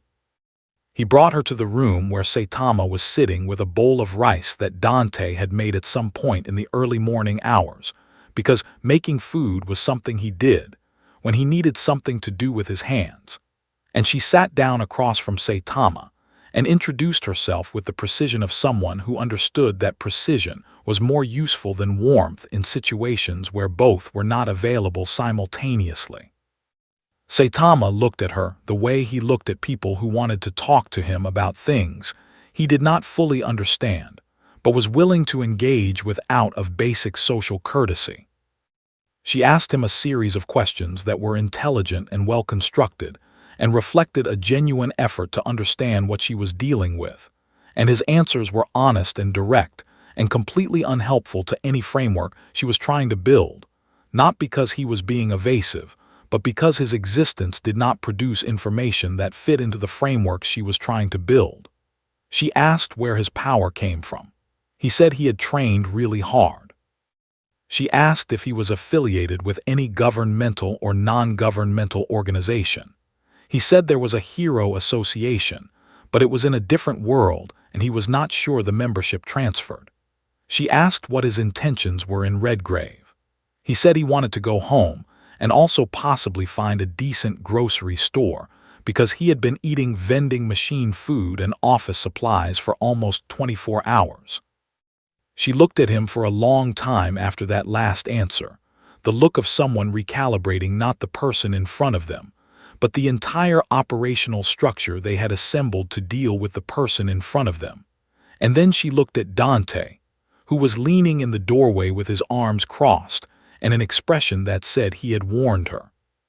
She said, to Dante rather than to Saitama, that her government's current position was that the opening constituted an existential-level boundary event, and that the appropriate response framework for existential-level boundary events involved the deployment of assets that were significantly more substantial than the initial assessment units currently on the ground. Dante asked, what kind of assets? She said the kind that were designed for situations where the objective was containment of a condition, rather than elimination of a threat, meaning assets built around the idea of managing something you could not end. Dante asked if she understood that containment of this condition was not meaningfully different from containment of the ocean, and that the people best positioned to understand why had been operating in Redgrave since before her assessment units arrived. She said she understood that. She said she was telling him what her government's position was, not what she personally assessed as the viable option set.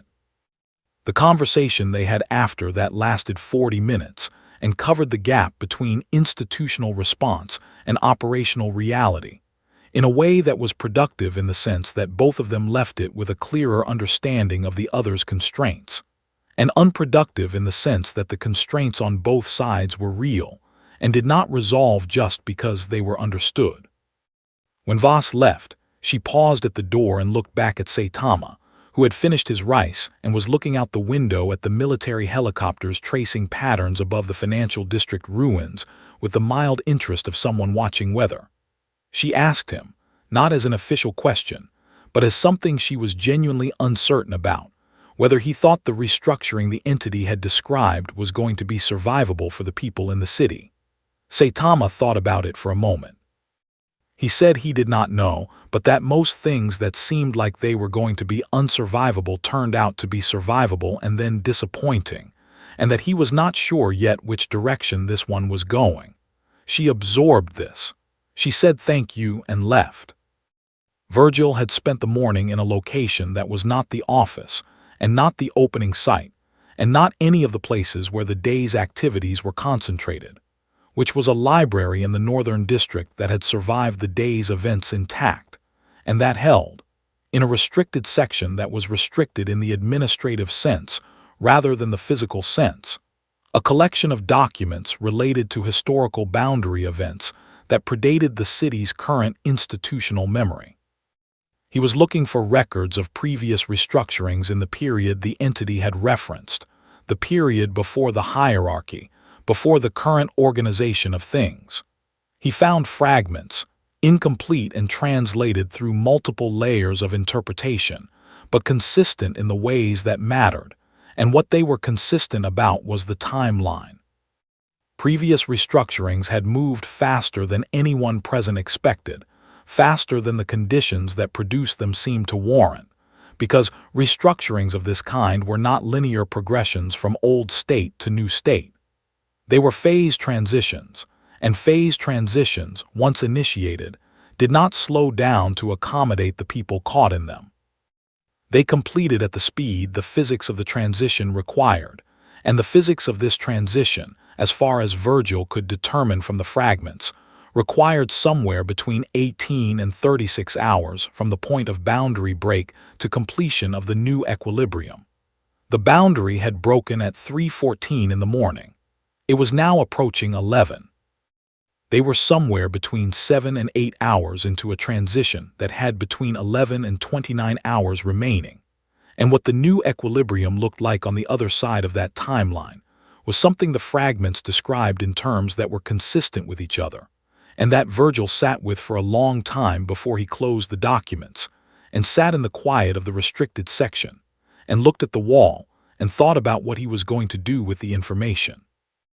Virgil returned to the office at 11:43 in the morning, with the documents he had copied from the library's restricted section under his arm, and an expression that communicated, to the people who knew how to read it, that what he had found was significant enough to have changed his assessment of the available options in a direction that was not encouraging. He laid the copies on Dante's desk without preamble and pointed to specific sections, translating the older script with a fluency that reflected the breadth of what he had spent his life learning, and that Dante, who could read 3 demonic dialects and had opinions about the 4th, followed with effort. Nero stood behind them both and followed the parts that were explicable in summary, which was enough to get the structure if not the detail. The structure was this.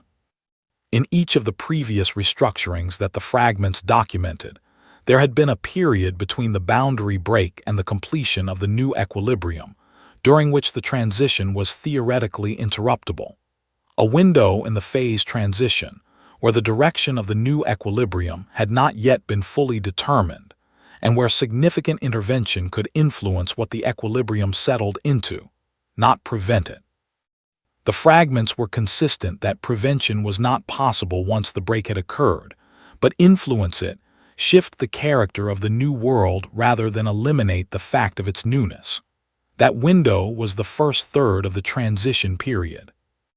Based on the timeline Virgil had calculated, the window had opened at 3:14 in the morning and would close somewhere between 9 and 11 hours after the break, which placed the closing of the window somewhere between 10 minutes ago and 2 hours from now, depending on which set of measurements in the fragments were most applicable to the current situation. He said this without softening it, and waited for the room to process it. Dante asked what kind of intervention the fragments described as capable of influencing the equilibrium within the window. Virgil said the fragments were not specific about mechanism. They were descriptive rather than instructive, meaning they recorded what had happened in each previous restructuring rather than what should be done in future ones. But the common element in the cases where the intervention had produced a favorable influence on the new equilibrium was the presence of the anomaly at the point of maximum boundary stress during the window period, not fighting, not exerting force in any directed way. Simply present at the right location, with an intentionality that the fragment text described in terms that translated approximately as deliberate stillness. Dante asked what the point of maximum boundary stress was in the current situation. Virgil said the opening in the eastern residential district was the most visible manifestation of it, but was not the point itself.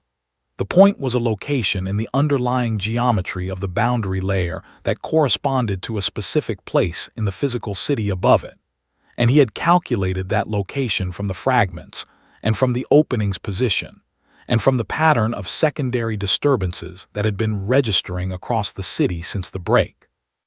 He wrote an address on a piece of paper and put it on the desk.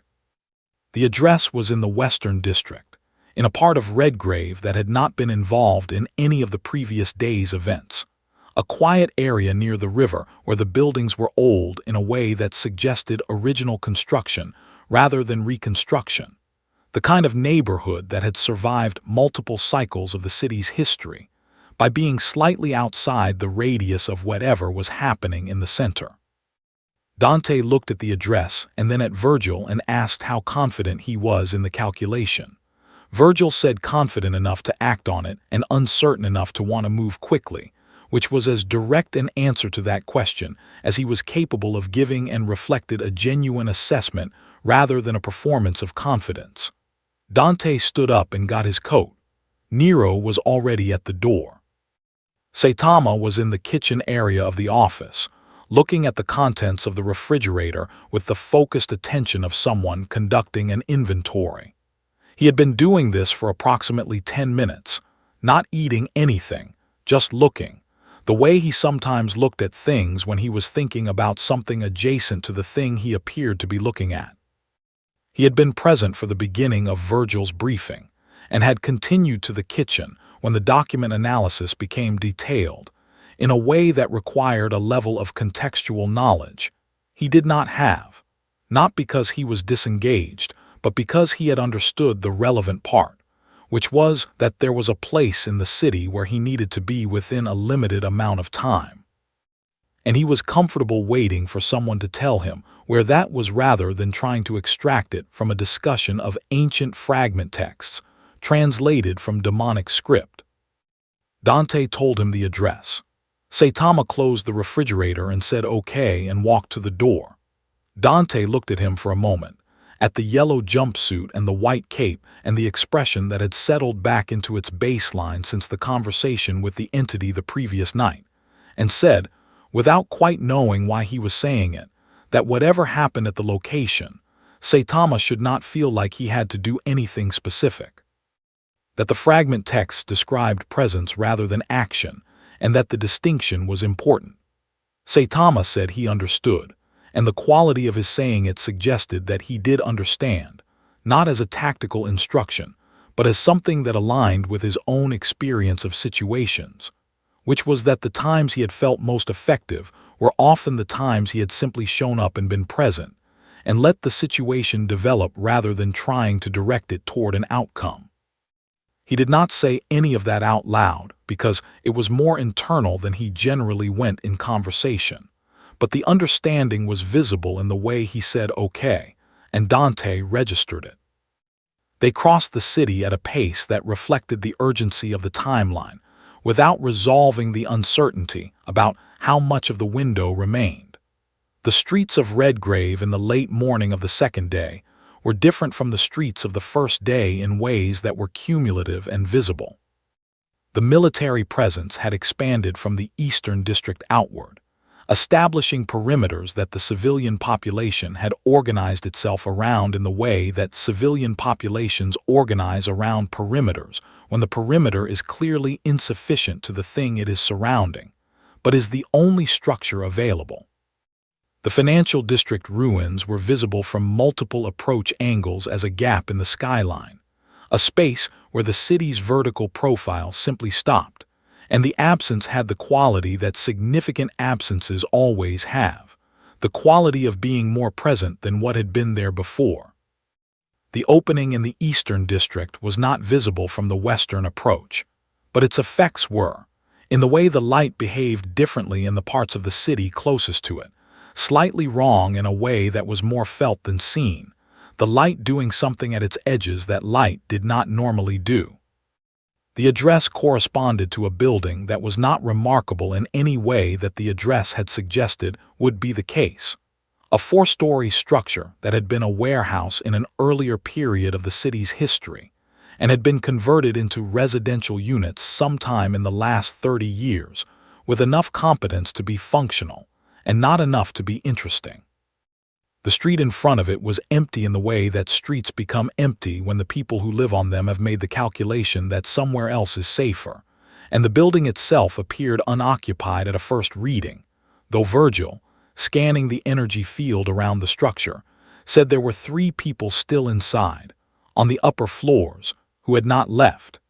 He said this without making it an operational problem, simply nodding it as a factor in the situation. The point of maximum boundary stress was not in the building. It was in the street in front of it, a location that had no physical marking and no visual distinction from the surrounding pavement, identifiable only through the instruments Virgil was using, and through a quality of the air directly above it that Saitama noticed before anyone else did, stopping in the middle of the street and looking down at the pavement, and then looking up at the air above the pavement, with the evaluative tilt of the head that he used for things that were genuinely different. He said the air felt different here, heavier, not in a temperature sense but in a way that was harder to describe. Virgil said that was the boundary stress manifesting physically in the immediate vicinity of the maximum point, and that what Saitama was feeling was the weight of 2 worlds pressing against each other at their weakest current junction. Saitama stood in the middle of the street and looked at the air above the pavement for a moment, and then looked at Virgil and asked what deliberate stillness meant in practical terms, because he had heard that phrase in the briefing, and he was trying to understand what it required. Virgil said he did not know exactly, that the fragments described it as an intentional quality of presence rather than a physical action, something closer to a decision than a movement, the decision to be fully in a place rather than passing through it. Saitama absorbed this. He stood in the middle of the street and stopped moving, which was not unusual for Saitama, but the quality of his stopping was different from his usual pauses. His usual pauses had the quality of someone waiting for the next thing to happen, and this had the quality of someone who had decided that this was the thing, and that the thing did not require anything other than being present to it completely. He stood with his hands at his sides rather than in his pockets, which was a small change, and somehow communicated the difference between his usual posture and what he was doing now more clearly than anything deliberate would have. The boundary stress in the immediate area began to change within 90 seconds. Not dramatically, not in a way that was visible to the eye without instruments, but Virgil's reading of the local energy field showed a shift in the distribution of the stress, a movement away from concentration at the maximum point and toward a broader distribution across the surrounding area, which was the direction that the fragment text had described as favorable. The direction that indicated the transition was being influenced toward an equilibrium that preserved more of the existing distinction between the 2 worlds rather than less. It was not a resolution. It was not a reversal. The transition was continuing. The new equilibrium was still forming, but the character of what it was forming into was shifting in real time, responding to the presence of the one thing in the current situation that existed outside the system. The transition was built on, And the response was not to stop, but to reorganize around it, the way water reorganizes around a stone, not stopped by it but shaped by it.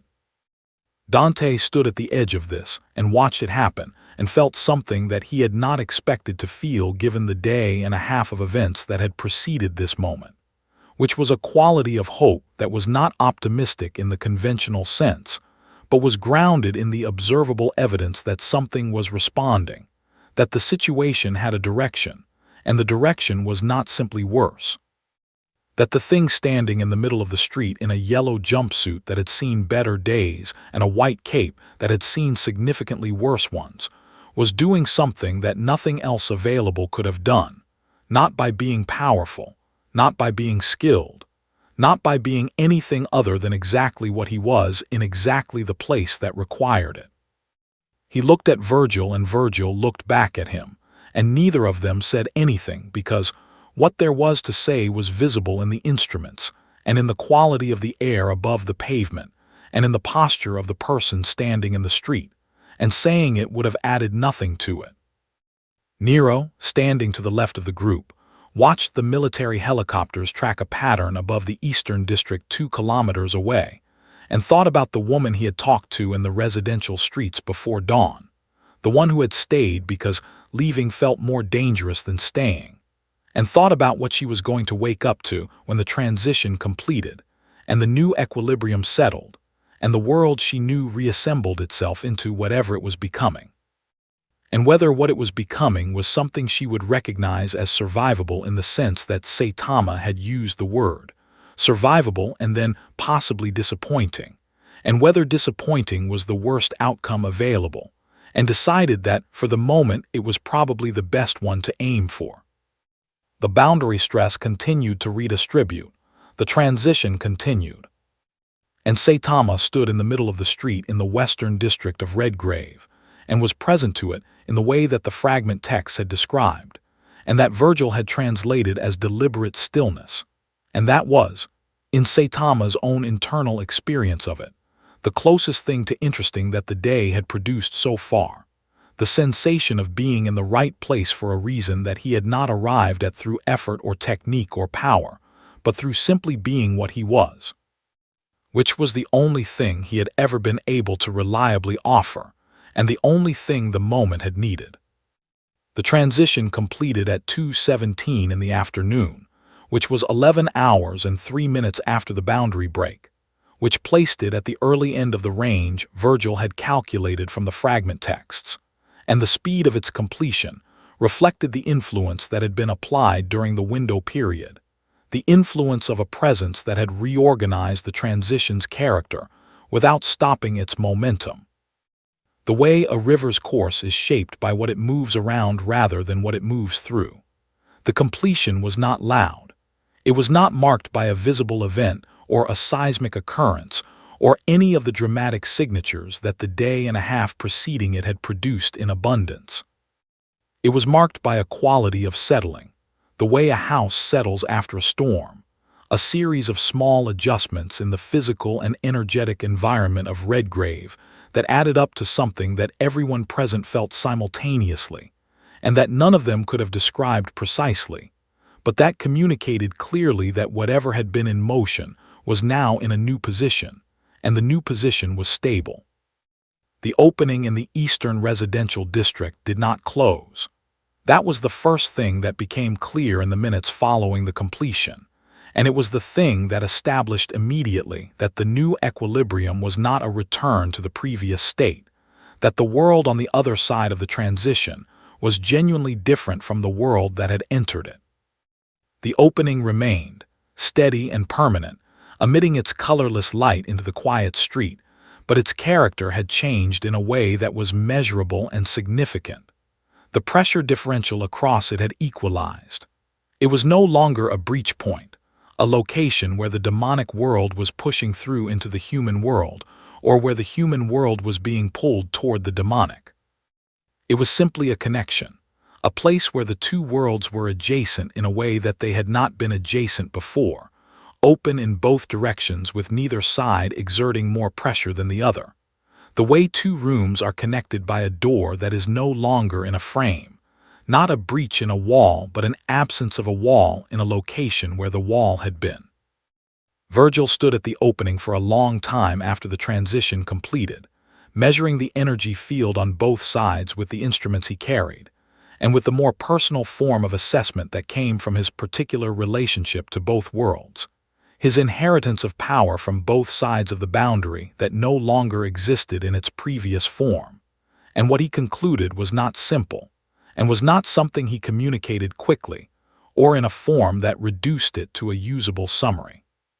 He concluded that the boundary layer in its previous form was gone, not weakened, not damaged, gone, replaced by something that served a different function, not separation but interface, a membrane that had been a barrier and had become a threshold, and that crossing it was no longer a breach event but simply a transition, and that this change had implications for the demonic world's organizational structure and the human world's relationship to it that were going to take years rather than days to fully manifest and understand. He said this to Dante, standing at the opening in the late afternoon light, and Dante listened to all of it, and then said that it was either the best or the worst thing that had ever happened to his business model, and he had not yet determined which. The demonic hierarchy, as an organizational structure, did not survive the transition in its previous form. This became clear over the hours following the completion as Malletius, who had remained in the city through the night, and the morning and the transition itself, received communications from the hierarchies, various layers that were increasingly inconsistent with each other, reflecting the reorganization that Virgil had described as inevitable from the moment the entity's communication had confirmed the nature of what was happening. The hierarchy had been built on the principle of a power ceiling and the control of access to the space near it, and the transition had not eliminated powerful demons or restructured the distribution of power in the demonic world. What it had done was eliminate the boundary that the hierarchy had used as a tool, the separation between worlds that had given the hierarchy its leverage over both the demons beneath it and the human world across from it. Without the boundary as a controlled asset, the hierarchy's organizational logic did not hold, and organizational structures whose logic does not hold do not maintain themselves through inertia. They reorganize, or they fragment, and what the communications Malletius was receiving described was fragmentation in the upper layers and reorganization in the lower ones, a demonic world that was in the early stages of becoming something that had not existed before, something that reflected the new condition of the boundary rather than the old one. Malletius himself was in a position that his diplomatic function had not been designed for, which was the position of a representative of an organization that no longer existed in the form he represented. And he handled this with the equanimity of something very old that has survived multiple reorganizations of the structures it operates within, and has developed a relationship with impermanence that is not comfortable, but is realistic. He told Dante that the fragmentation at the upper levels of the hierarchy created immediate risks in the form of factions operating without the coordination that the hierarchy had imposed, and that managing those factions was going to require the kind of continuous active engagement that Redgrave's hunters had not previously needed to provide, because the hierarchy itself had managed internal order as a function of its own self-interest. He said this was not something he could provide a solution for, and was instead something he was identifying as a new permanent condition of the operational environment. Dante said he appreciated the honesty. He said it in the tone of someone who appreciates honesty and wishes there was more of it, and simultaneously wishes the honest information was different. Nero spent the afternoon in the Eastern District again, returning to the street where the opening was, and to the people who were beginning to come back to their homes now that the acute phase of the events had passed, and the military perimeter had shifted from containment to observation, which was a different posture, and communicated itself differently to the civilians who had been living at its edge. He talked to the woman he had spoken to before dawn, the one who had stayed. She asked him if it was over. He said the acute phase was over, and that what came next was different and ongoing, and that he would not describe it as over because that would not be accurate. She asked if it was safe. He said that safe was going to mean something different going forward than it had meant before, and that he was going to be honest with her about what that meant rather than give her a reassurance that would not hold up. She looked at him for a moment, and then said that was actually more reassuring than the reassurance would have been, and he understood what she meant and appreciated that she had said it. Coordinator Voss submitted a report to her government at 5 in the afternoon that described the new condition of the boundary in terms that were accurate, and that she knew would require the institutional frameworks she operated within to undergo a restructuring that was in some ways analogous to what the demonic hierarchy was undergoing, slower and less dramatic, but similarly rooted in the obsolescence of organizing principles that the new condition did not support. She included in the report a recommendation that the operational relationship between governmental response capacity and independent hunters be restructured from the adversarial adjacent dynamic it had historically occupied towards something more formally collaborative. On the grounds that the new condition of the boundary created operational challenges that neither capacity could address independently, and that the cost of not addressing them collaboratively was going to be visible and ongoing in a way that the previous arrangement had allowed both sides to avoid acknowledging. She did not know if the recommendation would be accepted. She submitted it because it was accurate, and because accuracy was the thing she could offer that was most useful regardless of whether it was accepted. Saitama left the Western District location at some point in the early afternoon, after the transition completed and the settling had finished, and the quality of the air above the pavement had returned to something that felt normal in the way that normal feels when it is newly established rather than long familiar. He walked back toward the office without any particular urgency, stopping once to look at a store that had reopened despite the events of the past day and a half, a small grocery that had put a handwritten sign in the window indicating that they were open, and that certain items were on sale in the manner of a business that has decided that normalcy is a thing worth asserting rather than waiting for. He went inside. He bought several items that were on sale. He carried them back to the office in a bag provided by the store, which was a yellow bag that matched his jumpsuit in a way that was entirely coincidental, and that Dante, seeing him return, found funnier than the circumstances warranted and laughed about in a way that lasted longer than the joke strictly justified, because it was the first genuinely uncomplicated thing that had happened in 2 days.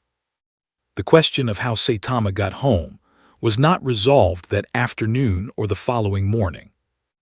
Virgil spent several days after the transition examining the new boundary interface for structural features that corresponded to the mechanism that had brought Saitama through in the first place, the tier in the geometry of his own world that a demonic fissure opening had apparently intersected, and what he found was consistent with the hypothesis that the passage had been incidental rather than designed, a coincidence of timing and location that had produced an outcome nobody had planned for, which made revering it a question of replicating conditions that had not been intentional in their original occurrence. It was solvable. Virgil said it was solvable with confidence rather than with the qualifier of probably, which was the form of confidence he reserved for things he was genuinely certain about, and he said it would take time, specifically the kind of time measured in weeks rather than days, because the structural work required was detailed, and the new boundary interface was still stabilizing and working within a stabilizing system, required patience that rushing would compromise. Saitama accepted this with the equanimity that was his consistent response to most things, which in this case reflected a genuine absence of urgency more than a performance of patience.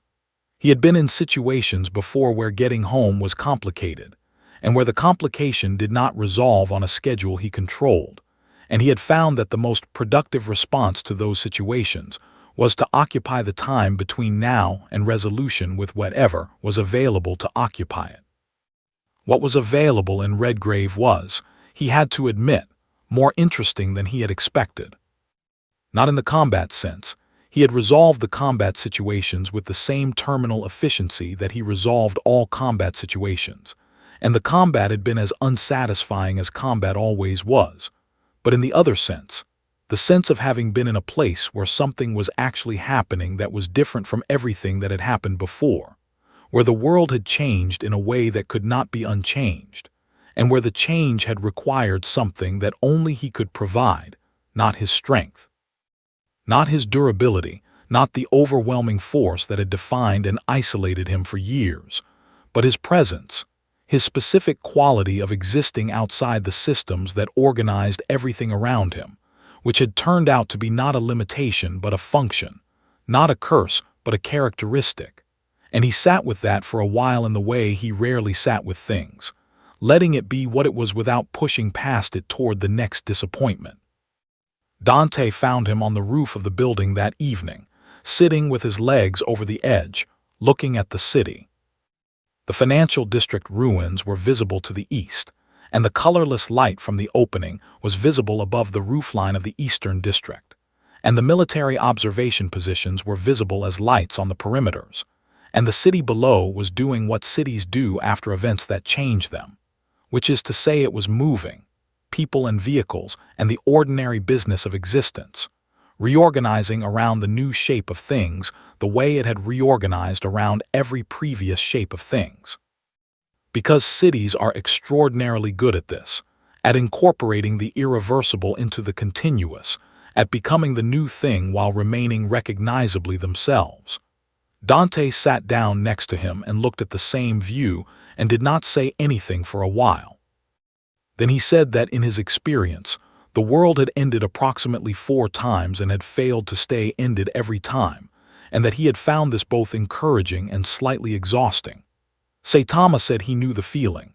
Dante asked if Saitama had found anything in Redgrave that was actually interesting, genuinely, by his standard. Saitama was quiet for a moment, which was the kind of quiet that meant he was thinking about the question rather than deciding whether to answer it. He said the entity had been interesting. He said the conversation with Virgil in the park had been interesting in the way that conversations with someone who takes things seriously are interesting even when you do not entirely follow the specifics. He said the grocery store with the sale had been genuinely good. Dante laughed. He said that was a reasonable summary of the 2 days. Saitama said it was not the worst 2 days he had had. Dante asked what the worst 2 days he had looked like. Saitama said it was a long story involving a monster association and a lot of expectation, and a fight that had finally been as big as it should have been and had still been disappointing in the end. Dante listened to this and said he understood that specific kind of disappointment better than almost anything else. They sat on the roof and the city moved below them, and the colorless light from the opening pulsed with a steady rhythm in the eastern district, permanent and present, a feature of the new world that the old world had not contained, and neither of them said anything else for a while because there was not anything else that needed saying, and the silence was comfortable in the way that silences between people who have been through something together and do not need to process it out loud are comfortable, which is the best kind of silence there is. The world did not return to normal. The boundary that had separated the human world from the demonic world for longer than any record documented was gone, replaced by an interface that was open and permanent, and that changed the nature of both worlds in ways that would take years to fully understand and decades to fully adjust to. The demonic hierarchy was fragmenting into something new that did not yet have a name or a stable form. The governments of the human world were restructuring their response frameworks around conditions that their frameworks had not been designed for.